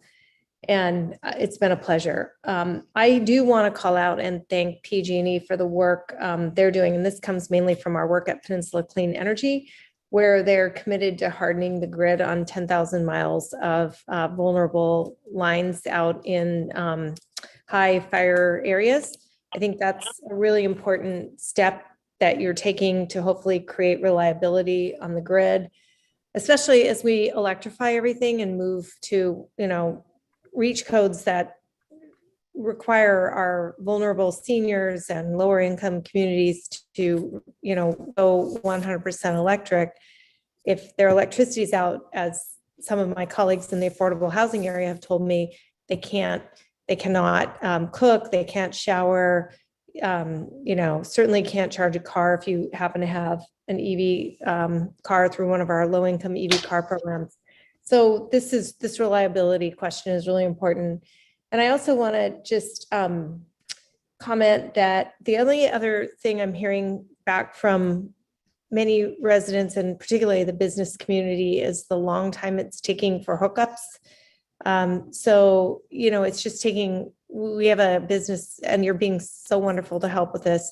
We've got a couple of businesses that are new to Burlingame. They're coming off COVID. They're really trying to get up and running and struggling. So I really appreciate when we reach out to you, how you've been helpful to facilitate those hookups, and anything that we can do to assist people in understanding the process by which they need to request hookups and get that in the critical path as early as possible, so their businesses are not sitting closed for 6 months because they're waiting for PG&E hookup, would be great. So, let us know if we can do anything better to communicate with our businesses. And thanks for your work. Councilmember O'Brien. Thank you, council members. Oh, I'm sorry, Mr. Chang. Sorry about that. Councilmember O'Brien. Oh, no, it's okay. Thank you. So one last comment I have is, with our city's wastewater treatment plant, it's a 24/7, operation. And so these long power outages create some problems and consequences. So anything that can be done futuristically to work closely with our public works department so we don't go through that again would be greatly appreciated. Absolutely. Through some recent events, the gentleman who runs your wastewater treatment plant has my cell numbers, and he does not hesitate to call me. No problem. Well, thank you, Mr. Chang, and thank you for our other friends from PG&E for the presentation and for answering our questions. I think that was a pretty disruptive event we had in October, and so we would not like to see that happen again. So thank you for being here. Appreciate you with your presentation. With that, we will move on. Okay, good night. Thank you, Mr. Mayor. I remain available 24/7 to Burlingame. Very good. You might be sorry you said that. With that, we'll move on to item number 7, which is public comment. And so I will hand it to our esteemed city clerk. I don't have any emails. Let me just double check, but no. And I see a hand up. So Sandra, you can talk. Thank you, Madam Clerk, and good evening, council members and Mayor Ortiz. First of all, I want to thank you all for the great presentation. Oh gosh, it was 2 weeks ago, about the Broadway grade separation. I thought that the engineering presentation and the slides really gave a lot of detail that's needed for something that's well needed. My comments tonight really do surface around public safety. I think, and I'm sure all of you have been great guardians of public safety, but I think that's one of the prime areas and purposes of city government. So moving on from that, I'd like to just comment on the Vision Zero policy. I'm somewhat familiar with this, and I really think that it is a policy that's worthy to be considered. I don't think you necessarily have to, and I think Mayor Ortiz pointed out, I read this in the goal setting, I think, that, that no fatalities should be the goal. But I see the value too, is that it's a very preventative measure and policy because I think that we really need to prevent accidents. So I don't necessarily agree that we have to measure it by the number of fatalities and accidents, although that's good measurable indicators. And then kind of linked to this, I think that Mr. Martos pointed out that one of the main concerns that he's been hearing, I think on the Traffic and Safety Council, is that pedestrian safety is a main concern. So being a main concern really does link in to preventive measures. And that's why I really urge you to consider the Vision Zero policy. And thank you for allowing us to express these views by Zoom. Thank you, Ms. Lang. And well, Sandra, you already spoke. So we don't have any other hands up. very good. Okay. And with that, then we will move on to item number 8, which is the approval of the consent calendar. And colleagues, does anybody want to pull any of the items on the consent agenda? I don't Yes. see any hands, so we will move it to, we'll open up to members of the public. I don't have any emails and I don't see any hands up to pull an item. Okay, and did I hear somebody, Mr. Vice Mayor? So I'm very happy to make a motion to approve the consent calendar, but I had a question, and it's for the city manager, so she can tell me whether I need to pull it off. I can't tell everyone how grateful I am to Councilwoman O'Brien for propelling us on the age-friendly city as we all get older, and to think about what seniors need in this city. So we each of us sort of focus on different elements. I'm so relieved and feels like incredibly confident that she has taken on, among many other things, the mantle of looking out for our seniors. My question is simply this: I don't understand why we're voting on her travel. It seems to me it's within her budget, it's within her prerogative, and so I completely support it. I just don't know why we're voting on it. Our purchasing policy requires that all out-of-state travel for staff and council that is paid for by the city goes to council for a vote. So you can go to California and you can go to Nevada, which is out of state, but somehow we say it's not, but everywhere else we have to vote on it. And so when the Public Works Director and then Mayor Beach and I went to DC just before the pandemic, you voted to allow us to take that trip to go lobby on behalf of the Broadway Great Separation. So it's just something that's in our policy, and so we're following the policy. Thank you very much for the explanation. I thank Councilwoman O'Brien so much for doing this work. It's really important. I enthusiastically make a motion to approve the consent calendar. Great, and I appreciate that the clarification. I think that was important that we make sure about that. So we have a motion. I'm going to entertain a second. I'll second, Mr. Mayor. Thank you very much. I have a motion by Vice Mayor Brownrigg, second by Councilmember Beach. Roll call, please.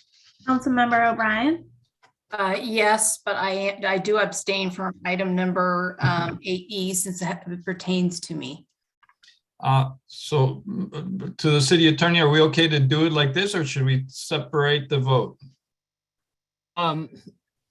It would be better if you separated the vote. So Okay, if so you can. Let me amend my motion to approve items 8A through D. Perfect. And seconds amended as well? I will good. second, So we thank have a motion by Mayor Brown, Vice Mayor Brownrigg, and second by Councilmember Beach. And please roll call. Councilmember O'Brien? Councilmember O'Brien? Yes. Yes. Okay. Councilmember Beach? Yes. Councilmember Coulson? Yes. Vice Mayor Brownrigg? Yes. Mayor Ortiz? Yes. And so now we move on to item 8E. So if I could have a motion for item 8E. Happy to make. Go ahead. No, after you, Donna. Oh, no worries. I was just going to say, I'll make a motion to approve Councilmember O'Brien's out-of-state travel to attend the American Society on Aging Annual Conference. Second. Thank you.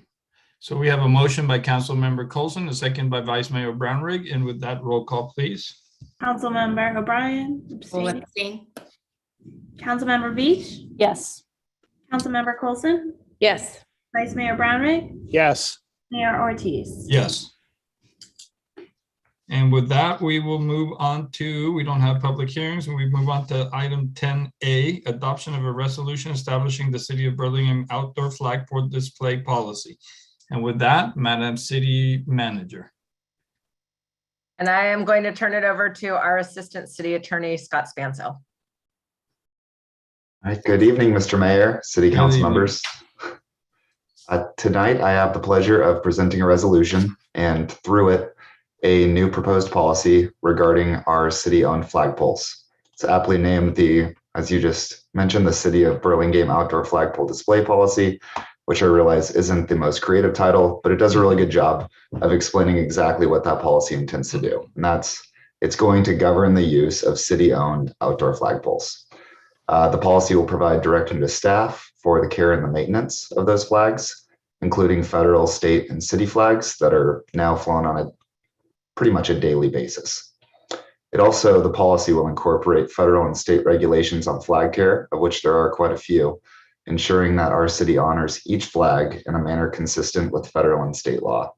And finally, it provides a mechanism for the City Council to request commemorative and ceremonial flags to be flown in honor or to celebrate a specific occasion or movement. The City Council did ask that such a flagpole policy be brought forward at a future council meeting, following the city's raising of the Progress Pride flag last June 2021. At that meeting, the City Council received a staff report regarding the legal issues for such a policy and how allowing a city to express its own speech and values through the flying of commemorative or other flags would not lead to those poles being considered a public forum. However, since it's been over 6 months since that hearing, and it's a somewhat complicated topic in general, I'll provide a very, very brief recap regarding the laws surrounding the topic, and namely the government speech doctrine.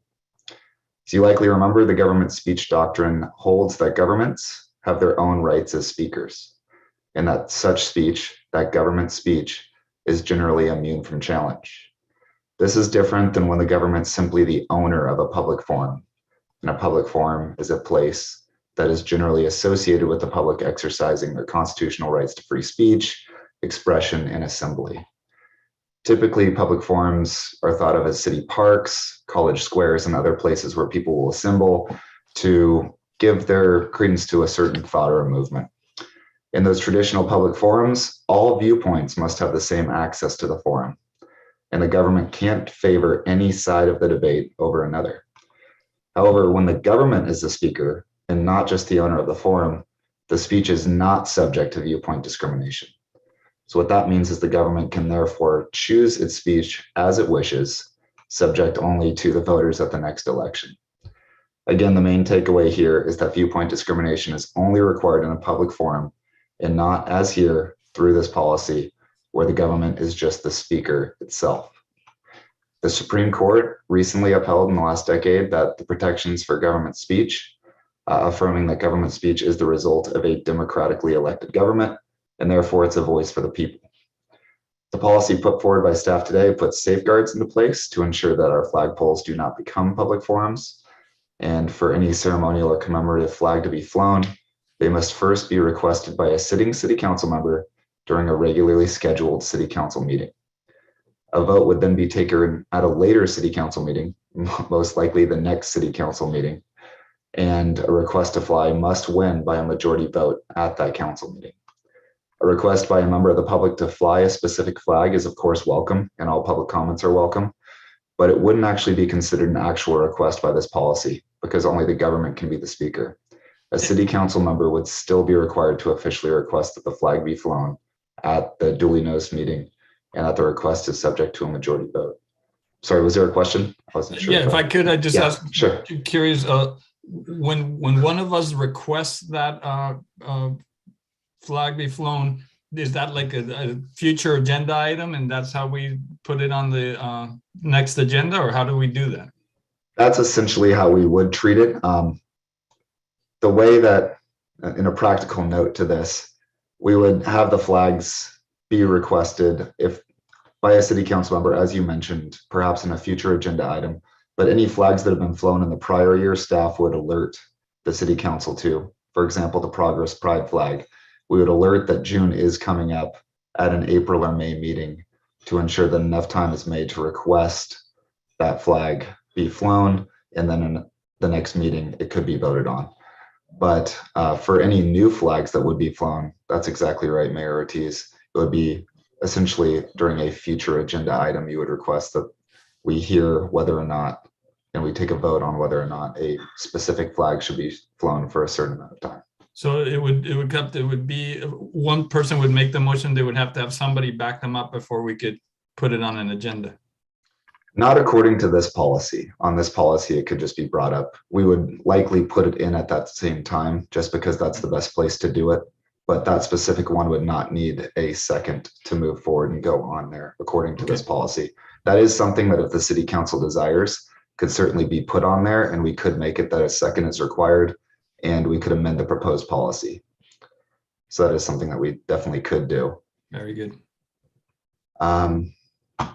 And that's it for staff's presentation. That was a great question. That helped answer one of the last things I was going to talk about. I'm available for any other questions, and otherwise there's a resolution and a policy that are attached for your action following the public hearing. Thank you, Mr. Spencer. And with that, I'll open it to colleagues. I see Councilmember Colson with her hand raised. Thank you very much. A quick question, which is the flag poles, I think, on the avenue, the ones that are attached to the parking meters. So on, I think, President's Day and the 4th of July, the Boy Scouts have in the past put the poles in the flags. Does this policy cover those poles as well? Did City Manager Goldman, did you want to Oh, just to say that the DBID does those for us. We don't do, so DBID does the parking meters on the Ave, and the Boy Scouts do the parking meters on Broadway. But I suspect this policy really just covers the big flag poles in front of City Hall and the library and other city buildings. But that is an interesting question. How are those governed? Right. So for example, let's say the bid decided they wanted to put pride flags up for Pride Month on those poles, you know, that or some other flag they wanted to put up. It seems to me like there should be a proposal at the beginning of the year that they say we'll be putting up American flags on these 3 days. You know, we have an agreement, because the other problem is sometimes they don't get put up, and then we as city it reflects poorly on us that we're not observing 4th of July or President's Day or whatever. And it's hard to explain to people, well, it's on city property, but it's really those people who are responsible. So it seems to me we should just think of something where at the beginning of the year, we sit down with the bid and we just, and the Boy Scouts or whoever's doing it, and we just say, these are the days, these are the flags. We want to make sure we're all in agreement. And we, you know, sign off on a council meeting or something as a consent item that this is what we're going to do, and everybody's in agreement. Or, you know, or the policy just covers those. I'm just not sure, but it seems to me reasonable. Remember, the other thing I was going to say is, do we have, so there's also like the USPO and things like that have flags on them. It's a good question about thinking about a flagpole on our old USPO. Councilman Brownrigg and I are working on that new plaza. So we might want to think about where a flagpole might go on there, just to sort of honor that history if we ever are. I don't know, maybe yes, maybe no, but just a thought.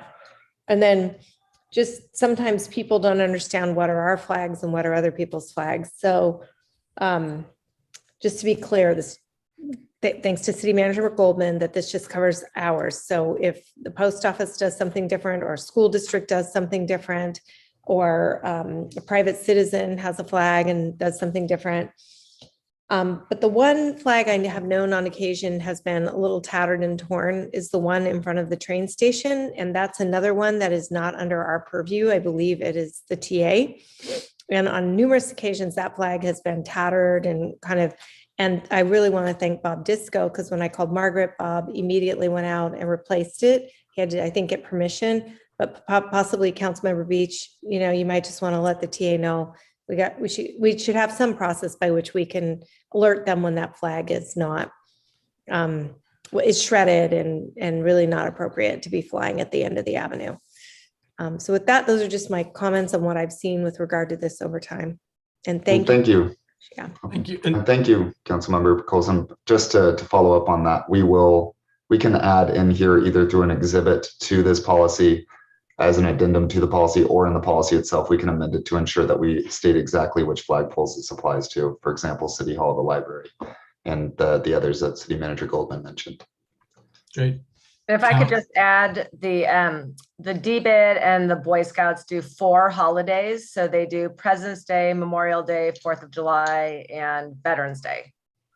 Actually, I take that back. I think they also do, maybe they don't do Labor Day. So they either do 4 or 5, but it's the 4 or 5 of those 5 holidays I just mentioned are the ones that they do, and none of the other holidays. So I know we got a question about why the flags weren't flying on Martin Luther King Day. That is not one of the holidays they manage. And it is a fairly sizable undertaking for them. And so that was what they, thought that they could handle.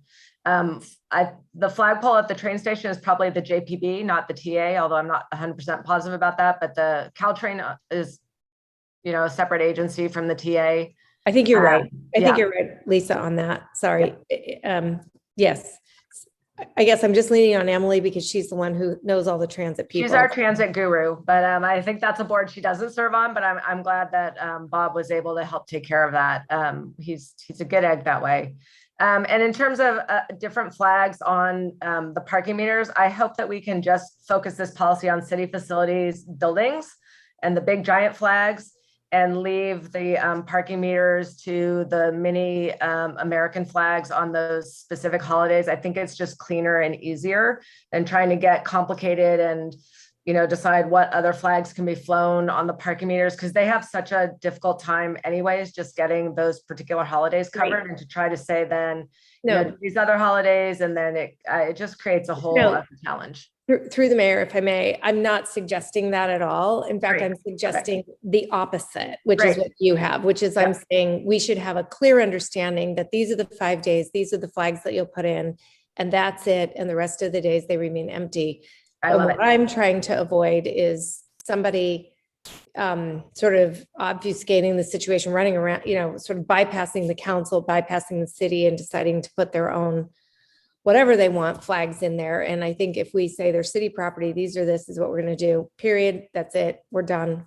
And it's clean, then we're good. And then if somebody does put a flag in there, our police department can remove it, or our enforcement people can remove it. And there's not a question about anyone's right to fly those flags. Great. Thank you. Good. So Vice Mayor Brownrigg.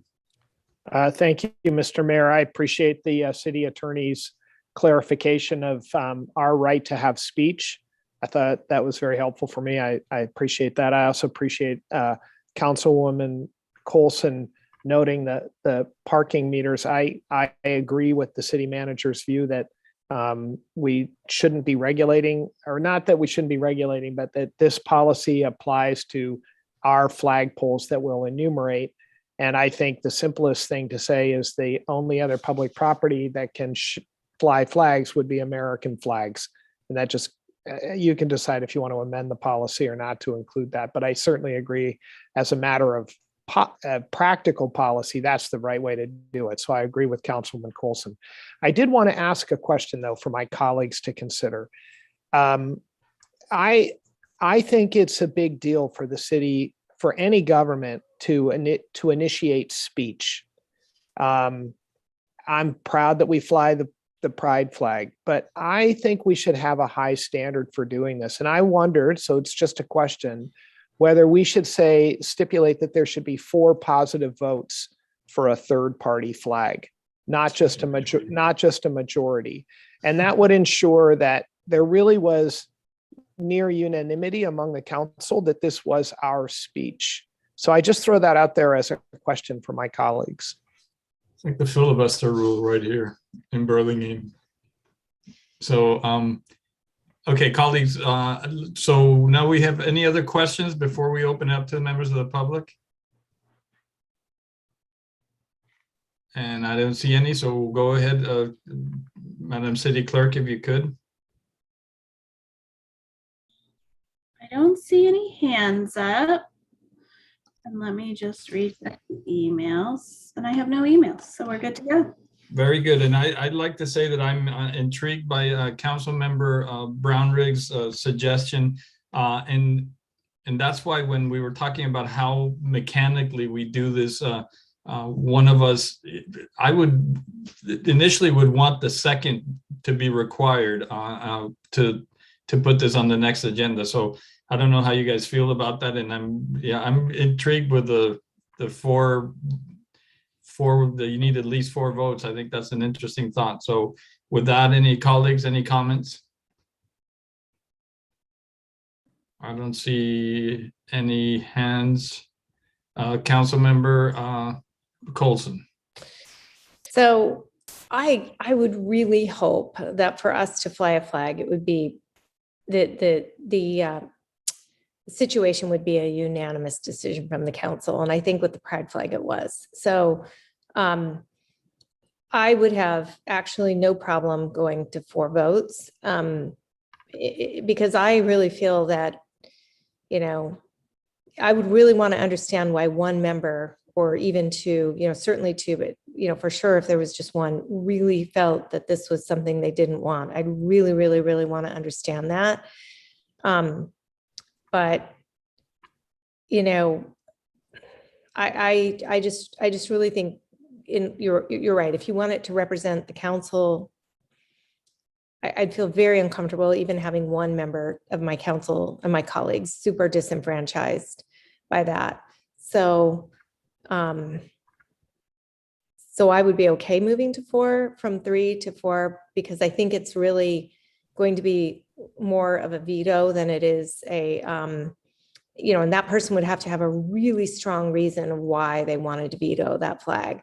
But you can see instances when possibly that would happen, and that voice would really need to be heard and maybe persuade another council person to change their mind and go in a different direction, at which time then I think you'd be in a 3-2 situation and it wouldn't fly. And then you can authentically say that the council's voice was heard. Good. Council Member O'Brien. I would agree actually with Councilmember Colson and Vice Mayor Brownrigg in regards to the 4 needed to vote. In regard to the policy that we've just discussed, I agree with everything that's been said. I do think, the Broadway, Burlingame Avenue, we should just make it clear what days those flags are to be up. So there's no discrepancy and confusion, because there has been, as Councilmember Colson has mentioned, the last couple years, the occasional time that they weren't put up, that, people thought it was the city supposed to do it and it was a Boy Scouts or the downtown bid. So just really that clarity will be definitely helpful, but everything else in the policy I agree with. Thank you. And let me ask a question before. Could we vote on it today with that change, or would we have to come back? You could. This isn't an ordinance, it's just a resolution. So you would want to note that in your motion that you move to approve the resolution with a 4/5 council majority vote needed.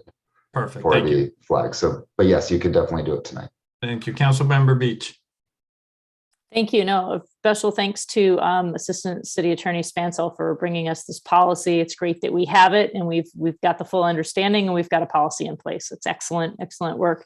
I do support the 4/5 majority. I think that makes good sense. And I also like the idea of Mayor Ortiz of having to have a second, so that before we have a debate about it, there's at least 2 people that think it's a good idea. So I would propose those changes as well.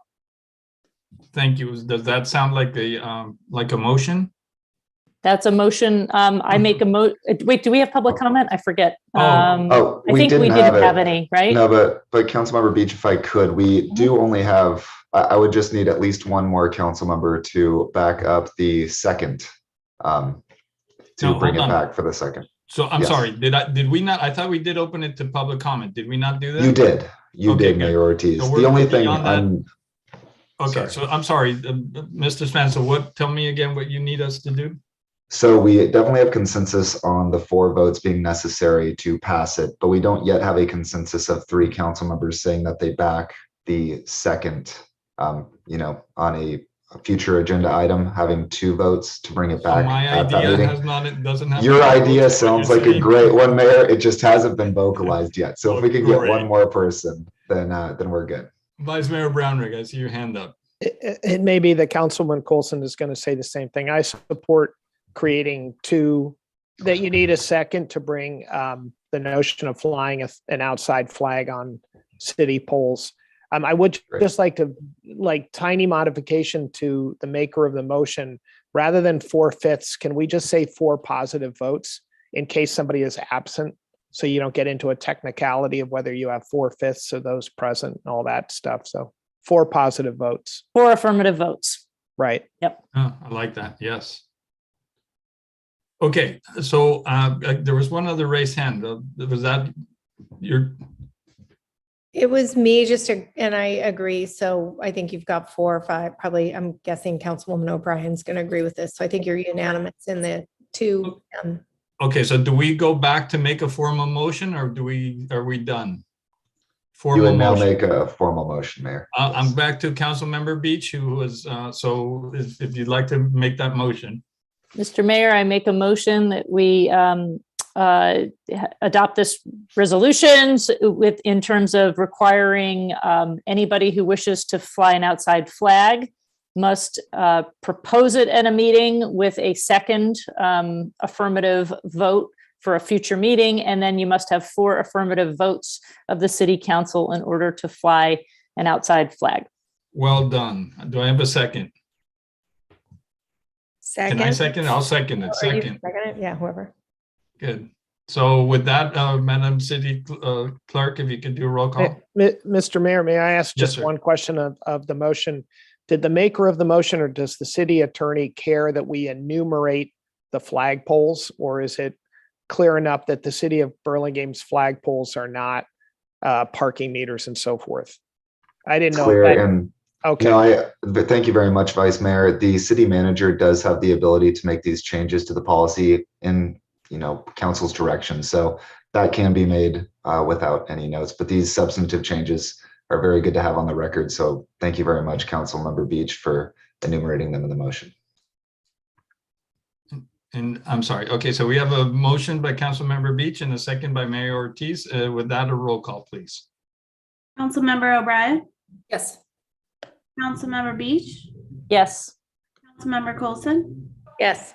Vice Mayor Brownrigg, Yes. Mayor Ortiz. Yes, thank you. And we move on to item number 10B, which is the automated license plate reader discussion. We have discussed this in the past and we requested some additional information.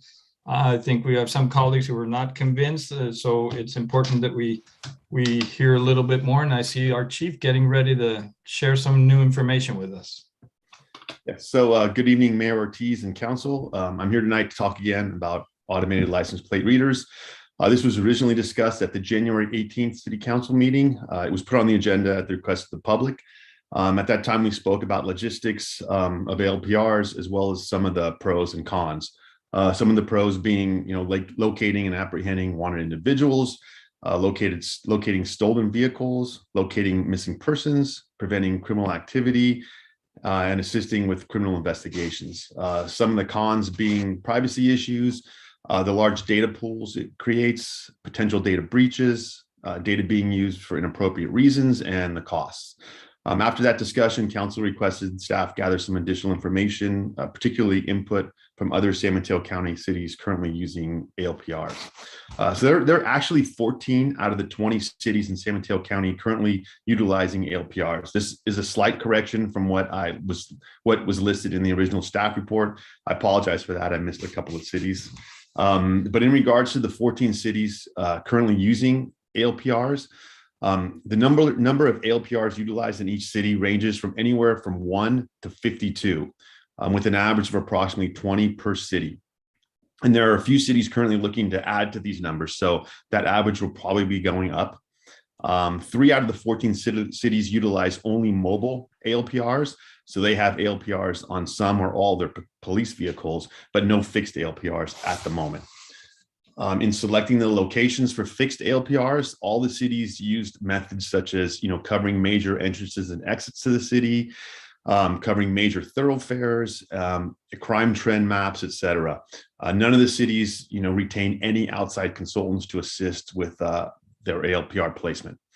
None of the cities implemented any unorthodox policies in relation to ALPR use, so there was no restrictions on stopping vehicles for minor traffic violations or misdemeanor violations. In regards to data retention, the cities are split with approximately half retaining the data for 30 days and half retaining the data for a year. The cities vary the most in regards to data sharing. Some share their data by request only, some share within San Mateo County only, and some also share with the Northern California Regional Intelligence Center, or NCRIC for short. But I think the biggest takeaway from this outreach, in my opinion, was that staff received overwhelmingly positive feedback regarding LPR use. None of the cities reported any major issues with implementation. They all believe ALPRs are helping to solve crimes and catch criminals, and all recommend their use. And there were a number of comments from police chiefs and police captains that were listed in the staff report that explained in more detail the reason for their satisfaction with ALPRs. And again, if ALPRs were to be authorized in Burlingame, decisions such as the number utilized, locations, data retention and sharing policies would be some next steps. But again, for tonight, the main goal is to discuss whether or not we even want to move forward with utilizing LPRs in Burlingame. So I'll turn it over now to council for discussion, and I'm available for any questions. Let me try that again. Thank you, Chief. Thank you for the presentation. Colleagues, any questions for the Chief? Councilmember O'Brien. Yes, Chief Matucci, which cities don't use it? I'm not sure I want to, kind of say that publicly. I don't want to kind of front them out. I can if you think it's okay, but I just didn't want to. I don't want to mention in our meeting who doesn't. I'm not sure. Let's just say that Councilmember O'Brien, you're okay to get that offline? Yeah, I can get that offline. That's fine. Thank you. I was more concerned about, like, do our bordering cities have it? Yes. Oh, okay. There you go. Thank you. Councilmember Beach. Thanks, Chief Matucci, for the staff report and the additional research. And I do appreciate understanding what is going on in other cities that are using it. And I apologize if I didn't make clear what I was particularly interested in. And it seemed that there was at least some other interest in learning more about other considerations, not just, this isn't a bike share program. This is something different. These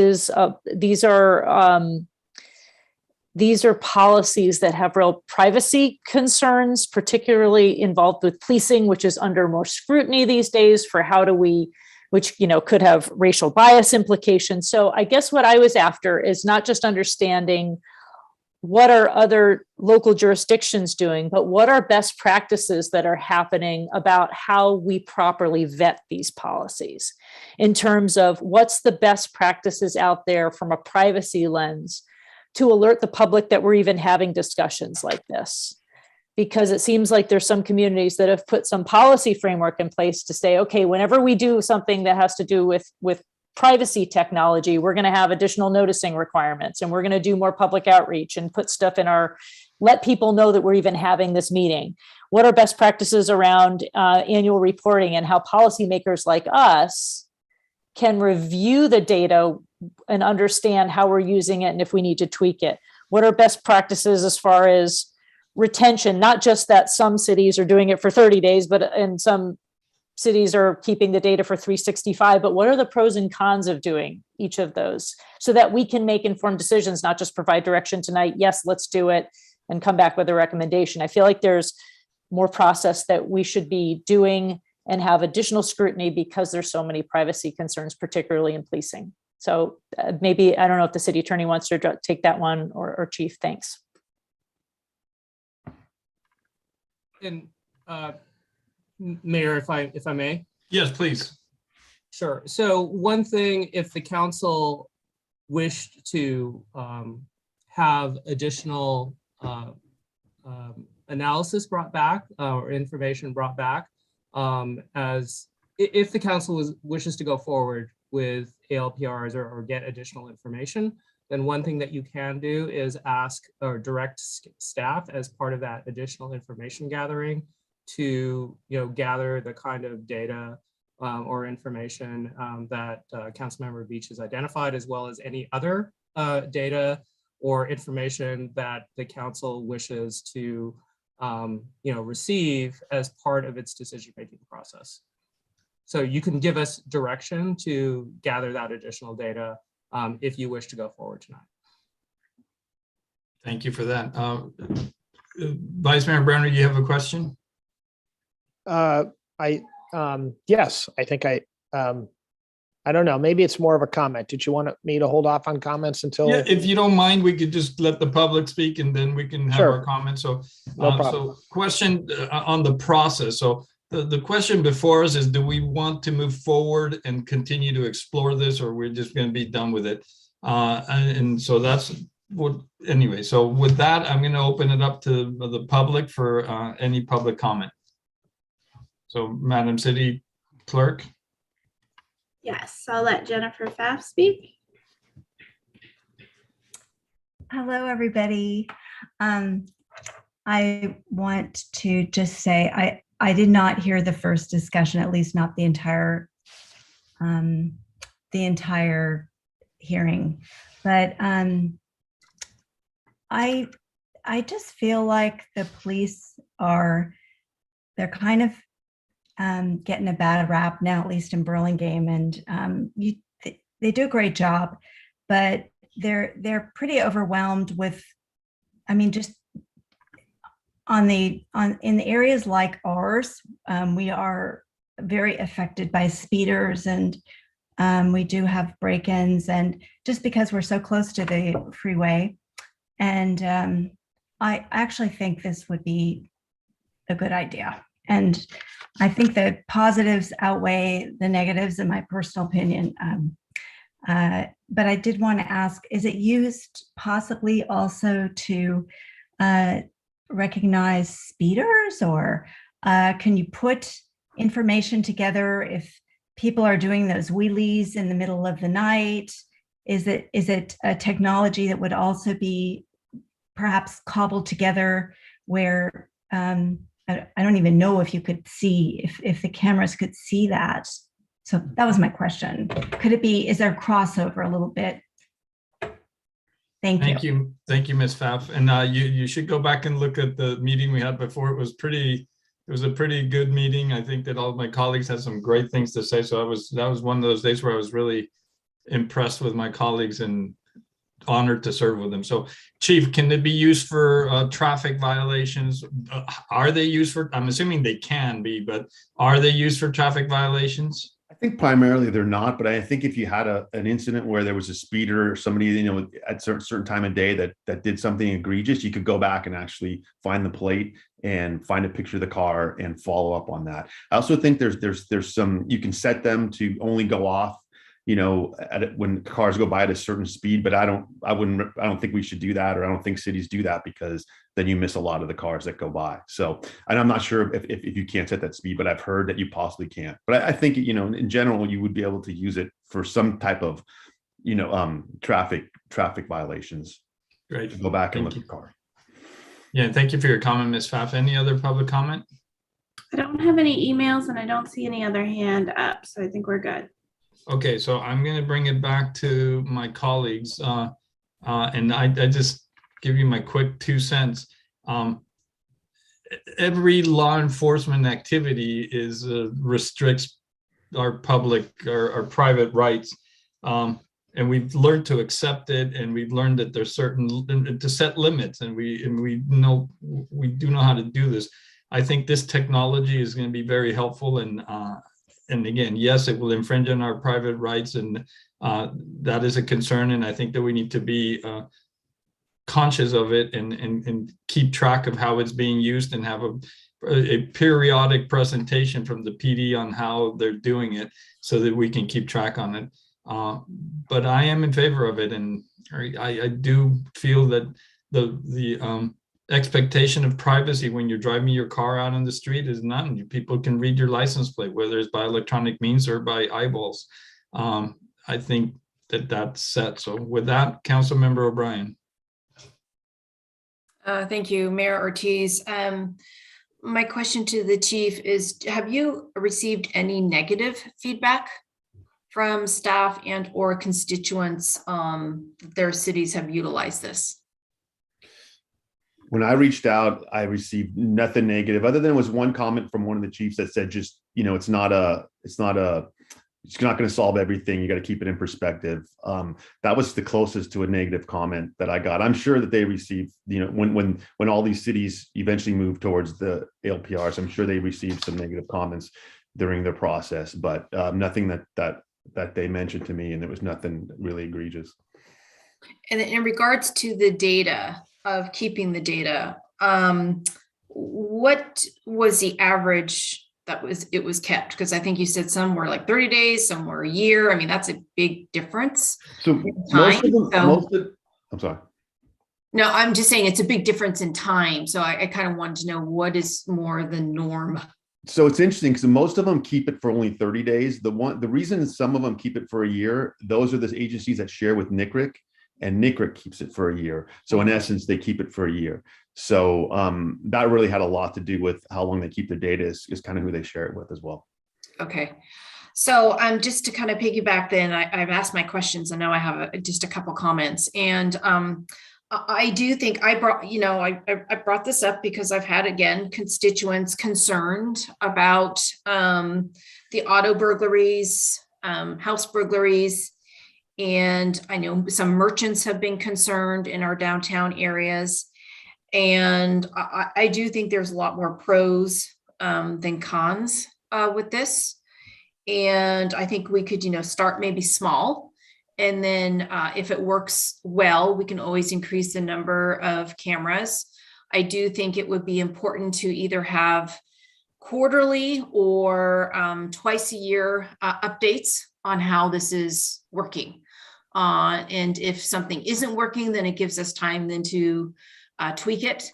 And if it's, working well, then great. We hope that continues. But I do think there needs to be continual updates from our police department if we move forward in utilizing these.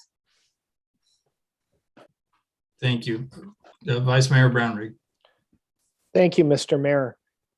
So I'll start with the metaphor that a number of us have probably heard in all sorts of contexts, and that's the frog and the water.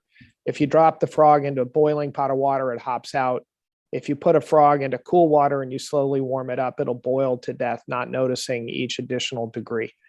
And so I think we have to recognize that if we agree to cameras, that is a step down the road of a surveillance state. And so that's why I take this more seriously. So that's number one. Number two, I hope the chief knows, I think I've tried to say so publicly, I stand in very high regard of this chief's emphasis on unbiased approaches to difficult situations, in de-escalating violence, in not make, I can't be eloquent enough to speak for this chief's understanding of the use of force and the importance of training people. So I actually have significant confidence that our department would not misuse these cameras. My concern, though, to be clear, is not about privacy. I actually think that's a red herring. I don't think people are ever going to go back and look and see if you were in front of the wrong person's house and all that stuff. I just don't really believe that. What I do worry about is somebody driving a friend's car. The friend happens to have a warrant, and that person gets pulled over because the owner of the car has a warrant, and that person happens to be a person of color, and something bad happens. That's what I worry about, just to be really clear. And if you don't have license plate readers, sure, maybe the policeman picks it up just visually, but a license plate reader is going to bing. There's going to be a big red light every time somebody goes by a car with somebody who has a warrant on them. So that's what I worry about, Chief. To say that we've heard no ill stories because the only people we've asked are police chiefs, I'm sorry, that's not really a great survey. So I think if we could bring this back, which I would be supportive of, I want to make sure that we survey civil rights groups, not just police chiefs.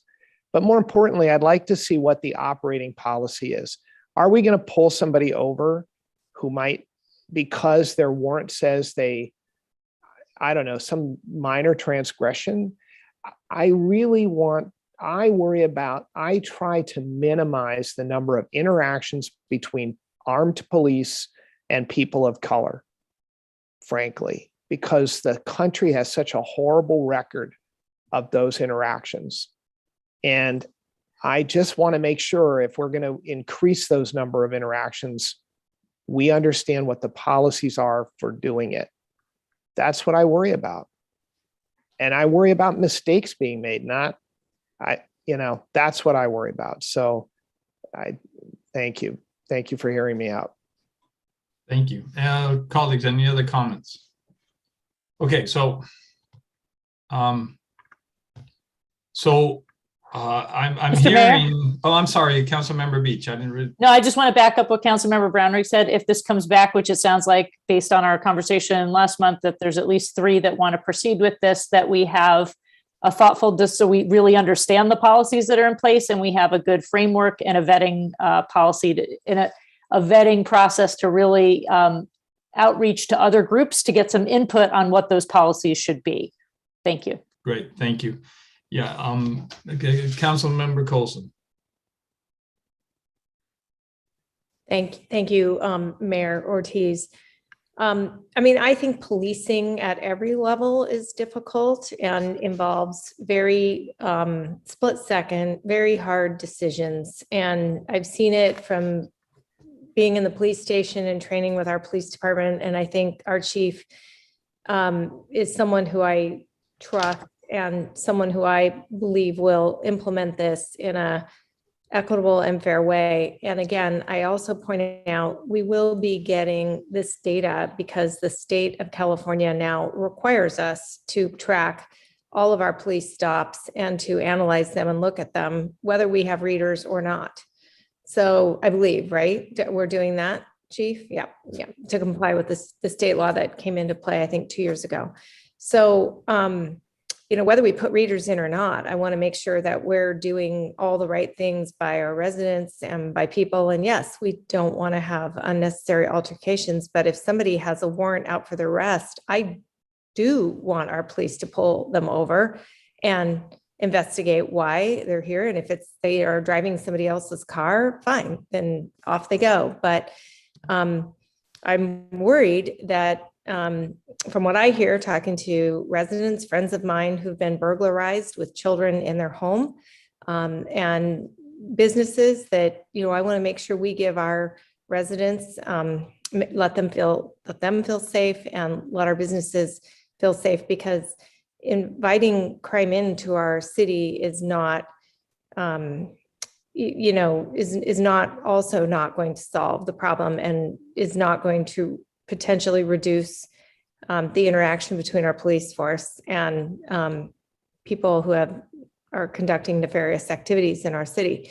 So I'll support following up and looking into it. And I will also agree with Councilwoman Beach and Vice Mayor Brownrigg that we should have a hard look, and our city attorney and our assistant city attorney, I think, will do a wonderful job on this to make sure that rights are represented, and we put it in a way that takes the best practices in from all the other cities and culminates in something that will protect our residents, but also make sure that there is no unnecessary interaction or problem with anyone in the city. So proceed, and I'll look forward to getting, continuing on this discussion. And I think it's great that it's coming back 3 or 4 times. And by the way, these are public meetings, and I would hope that people would come to these meetings, because this is where we talk about this stuff. And anyone who has a concern about it should get on this call and they should be here. And if they're not, then to say we have to have 7 special meetings or even 3 or 4 special meetings, this is where we have the special meeting. This is the special meeting. If you're interested, come and speak, call me, call any of us, come to the meeting, and let's hear what you have to say. Thank you. Any other comments?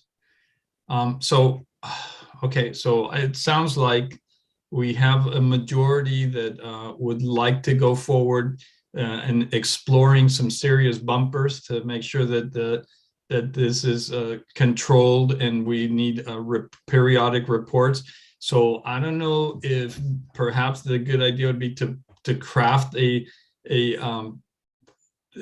ordinance that we could kind of talk about for the next meeting, so that we can start getting some details.